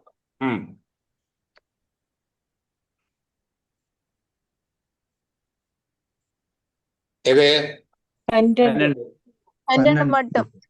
இது மட்டும்தானா? அப்ப தமிழ் அல்லது சிங்களம் மட்டும் என்று சொல்லி கேட்டால் தமிழ் அல்லது சிங்களம் என்று கேட்டால் தமிழ் அல்லது சிங்களம் மட்டும் பேசுவோர் என்று கேட்டால் 13, 14, 5. ம் 2 2. சரிதானே. அப்ப அதுக்கு ஏற்ற மாதிரியாக இது கஷ்டமான கேள்வி இல்லை பிள்ளைகள். இப்ப கேள்வி உங்களுக்கு விளங்கிட்டு தானே. ஆங்கில மொழியை பேசும் மக்கள் மட்டும் என்ன சிங்களம் ஆங்கிலம் ஆகிய மொழிகளை மட்டும் என்று சொல்லி அது விட எழுதுறது நெருக்கடி இல்லை. இப்ப அது பார்க்க கஷ்டமான ஒரு கேள்வி மாதிரி இருந்ததே தவிர உண்மையில் அது கேள்வி கஷ்டமானதல்ல. அந்த படத்தை பார்த்த உடனே அடுத்த கேள்வி ரொம்ப கஷ்டமான கேள்வி ஒன்றுப்பா. சரியா? அடுத்த கேள்வி படுபயமான கேள்வி. பார்ப்போம் என்ன நடந்த. வரும் வினாக்கள் பின்வரும் அட்டவணையை அடிப்படையாக கொண்டுள்ளன. 1 முதல் 5 வரையான இலக்கங்கள் ஒரு விடுதியில் உள்ள அறைகளை குறித்து நிற்கின்றன. 1 தொடக்கம் 5 வரையானது ரூம் நம்பர். ஒவ்வொரு இலக்கத்தின் கீழ் உள்ள ஆங்கில எழுத்துக்கள் மாணவர்களின் பெயர்களை குறித்து நிற்கின்றன. ஒவ்வொரு அறையிலும் தங்கியிருக்கும் மாணவர்களின் பெயரை கண்டுபிடிக்க அறையில் தங்கியிருக்கும் மாணவனின் பெயரானது இவ் அட்டவணையிலே நிலைக்குத்தான நிலையிலோ கிடையான நிலையிலோ மீண்டும் தரப்படவில்லை என்பதை கவனிக்க. ஒவ்வொரு வினாவுக்கும் உரிய விட அதற்குரிய புள்ளிக்கோடில் எழுதுக. கேள்வி 1ஆம் 2ஆம் 3ஆம் 4ஆம் 5ஆம் அறையில் இருந்தவர்கள் யார் என்பதுதான் கேள்வி. சரியா? எப்படி கண்டுபிடிச்ச நீங்க பிள்ளைகள்? திரும்ப திரும்ப வராது சார். இப்ப எஸ் வந்து முதலாவது மட்டும்தான் இருக்குது, மற்றொன்றும் எஸ் இல்ல. அந்த 3வது வரியில 1ஆம் இலக்க அறையில வந்து இருக்கிற எஸ் வந்து மற்றொரு அறையில 3வது வரியில இல்ல. என்னன்னு சொல்லி இருக்கிறாங்க?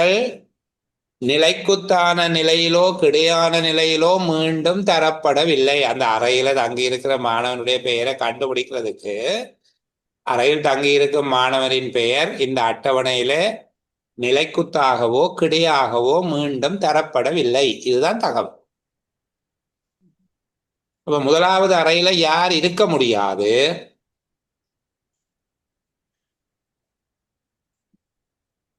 முதலாவது அறையில யார் பிள்ளைகள் இருக்க இயலாது?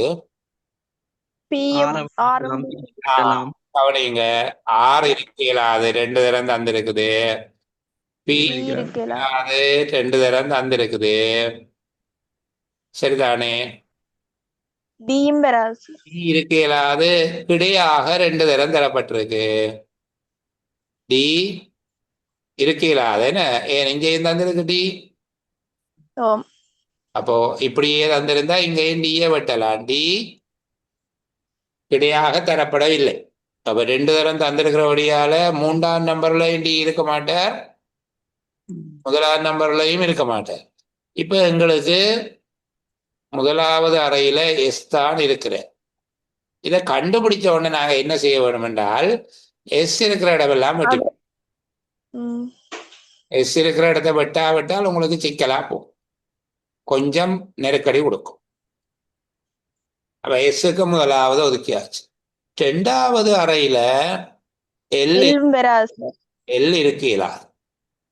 சரிதானே? எல் அதே நேருக்கு கிடையாக இல்லை, ஆனா நிலைக்குத்தா ஆர் வரையிலாது. ஏனென்றால் 2வதுலையும் 6 இருக்கு, அதே நேருக்கு 5வதுலையும் 6 இருக்கிறார். ஆகவே டிஏ ஒதுக்குவோம். டி இங்க இருக்கிறபடியால இனி எங்க டி இருந்தாலும் வெட்டுத்தான். சரிங்களா? ஏன்னா டிஏ நாங்கள் அனுமதிக்க இயலாது, உடனடியாக டிஏ வெட்டி. இனி 3வது பி 2 தரம் வாரபடியால 6 தான் 3வது. அப்போ 6 இனி எங்க இருந்தாலும் வெட்ட வேண்டியது. அப்போ ஆட்டோமேட்டிக்கா 4வதுல பிஎம் 5வதுல எல்லாம் இருப்பார். எவ்வளவு நேரம் எடுத்தது செய்யறதுக்கு?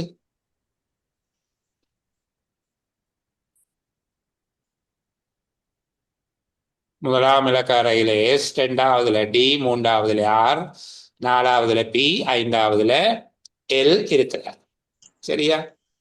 அப்போ 54 தொடக்கம் 58 வரையான கேள்வி பார்த்தாச்சு. அடுத்தது இந்த வரைவுகளை பயன்படுத்தி வருகிற கேள்வி, அதுவும் ஒரு கேள்வி ஒன்று இருக்கு. நாங்கள் அதை பார்ப்போம். அந்த பகுதியை பார்த்தால் இந்த பேப்பரை பார்த்துட்டு நிறைவு செய்தலாம். சரியா? அது வெட்டினது அங்களவுக்கு போகும், அப்படியே வந்துட்டு அழிச்சுடும். இதுல பாருங்க பிள்ளைகள், இது சில வேளைகள்ல உங்களுக்கு சதவீதத்துல தருவார்கள், சில வேளைகள்ல பாகையில தருவார்கள். ரெண்டு மாதிரி தந்தாலும் செய்யக்கூடியதாக இருக்க வேணும். சரி, இது சதவீதத்துல தந்திருக்கிறார்கள். நீர் 60%, புரதம் 20%, கொழுப்பு 15%, எஞ்சியவை 5%, சைவர் 5% ஒரு மனித உடலில் பொருள் பரம்பியுள்ள விதம் என்று தந்திருக்கிறார். 70 கிலோ இருக்கிறது என்றால் புரதங்கள் எவ்வளவு என்று கேட்கிறாங்க. அப்போ புரதம் எவ்வளவு? 20%. என்ன? அப்போ 70 இருக்குது என்று சொல்லி சொன்னா நீங்க இப்ப இந்த 100 எல்லாம் போட்டு பெருக்கி கொண்டிருக்க கூடாது. இப்படி 70 தர 100 மேல் 20 என்று சொல்லி எல்லாம் போட்டு எழுதி கொண்டிருக்காதீங்க, நேரம் போயிடும். கஷ்டம் எனக்கு. நீங்க சொல்ற பிள்ளைங்களை நான் எழுதித்தான் செய்வேன் என்ற பிள்ளைகள் உங்களோட மெதட்ட மாற்ற வேண்டாம், பிள்ளையா செய்து போட்டு வர வேண்டாம். ஆனால் சாதாரணமா 10%, 5%, 20% எங்களுக்கு பார்க்க தெரிய வேணும். 10%, 5%, 20% பார்க்க தெரியும். 70 கிலோ தான் மொத்தம் என்றால் அது இந்த 10% 7 கிலோ. என்ன? 10% என்றது 7 கிலோ, அதில் 10 உண்டு. ஆகவே 20% என்பது 14 கிலோ. இலகுவா அப்படியே மனசால பார்த்துட்டு போட பழக வேணும். இல்லாட்டி பிறகு இந்த செய்வரையும் வெட்டி, இந்த செய்வரையும் வெட்டி 2 14 பெருக்கி போட்டா பரவாயில்லை. நான் சொல்லுகிறது இப்படி ஒன்றும் எழுதாமல் கண்ணால பார்த்துட்டு விட போடக்கூடிய அளவுக்கு நீங்கள் உங்களை கொஞ்சம் விருத்தி செய்து கொள்ளும். அடுத்தது கொழுப்பின் அளவு. கொழுப்பு 15%. உங்களுக்கு தெரியும் 10% என்றது எத்தனை பாகை? 36 பாகை. 360 பாகை தானே மொத்தம். சரிதானே? 360 பாகை தான் 100%. சரிதானே? 100% என்பது 360 பாகை. இதுக்குள்ள கன்வெர்ட் பண்ற டிகிரியை பெர்சன்டேஜ் டிகிரிக்கு கன்வெர்ட் பண்ற கேள்வி எப்படி அழகா கேள்வி போட்டு கண்டுவார். 15%. உங்களுக்கு தெரியும் 10% 36, 5% அது 18. அப்ப 36, 18, 54. சரி, இல்லாவிட்டால் என்ன செய்யணும்? நீங்க 100க்கு 15 தர 360 எவ்வளவு என்று சொல்லி எழுதி செய்ய வேணும். இது பிழை அல்ல. நான் சொல்லுகிறது இப்படி செய்யவே வேண்டாம் என்று சொல்லல. மனசால பார்த்து நான் பிழைக்க விட்டு வீணா போயிடுவான், மண்ணா போயிடுவான் என்றவர்கள் நீங்கள் எழுதி பார்த்து செய்யலாம், ஒரு பிரச்சனையும் இல்லை. ஆனால் மனசால பார்க்கறது நல்லது, அவ்வளவுதான். கட்டாயம் மனக்கணக்கு தான் பார்க்க வேணும் என்று சொல்ல இல்லை நான் உங்களுக்கு. 360 டிகிரி தான், 360 பாகதான் 100% என்றால் 10% என்பது 36, 5% என்பது 18, மொத்தமாக கூட்டினா 54 என்று பார்க்க எங்களுக்கு தெரிய வேணும். சரியா? சரி, இப்படியே இருந்து கொள்ளுங்க. ஆஃப் ரெக்கார்டிங்கில் நான் பிள்ளைகளோட சில விஷயங்களை கதைக்க விரும்புகிறேன். சரியா? ரெக்கார்டிங்கை விட்டு ஆஃப் ரெக்கார்டிங்கில் பேசும்.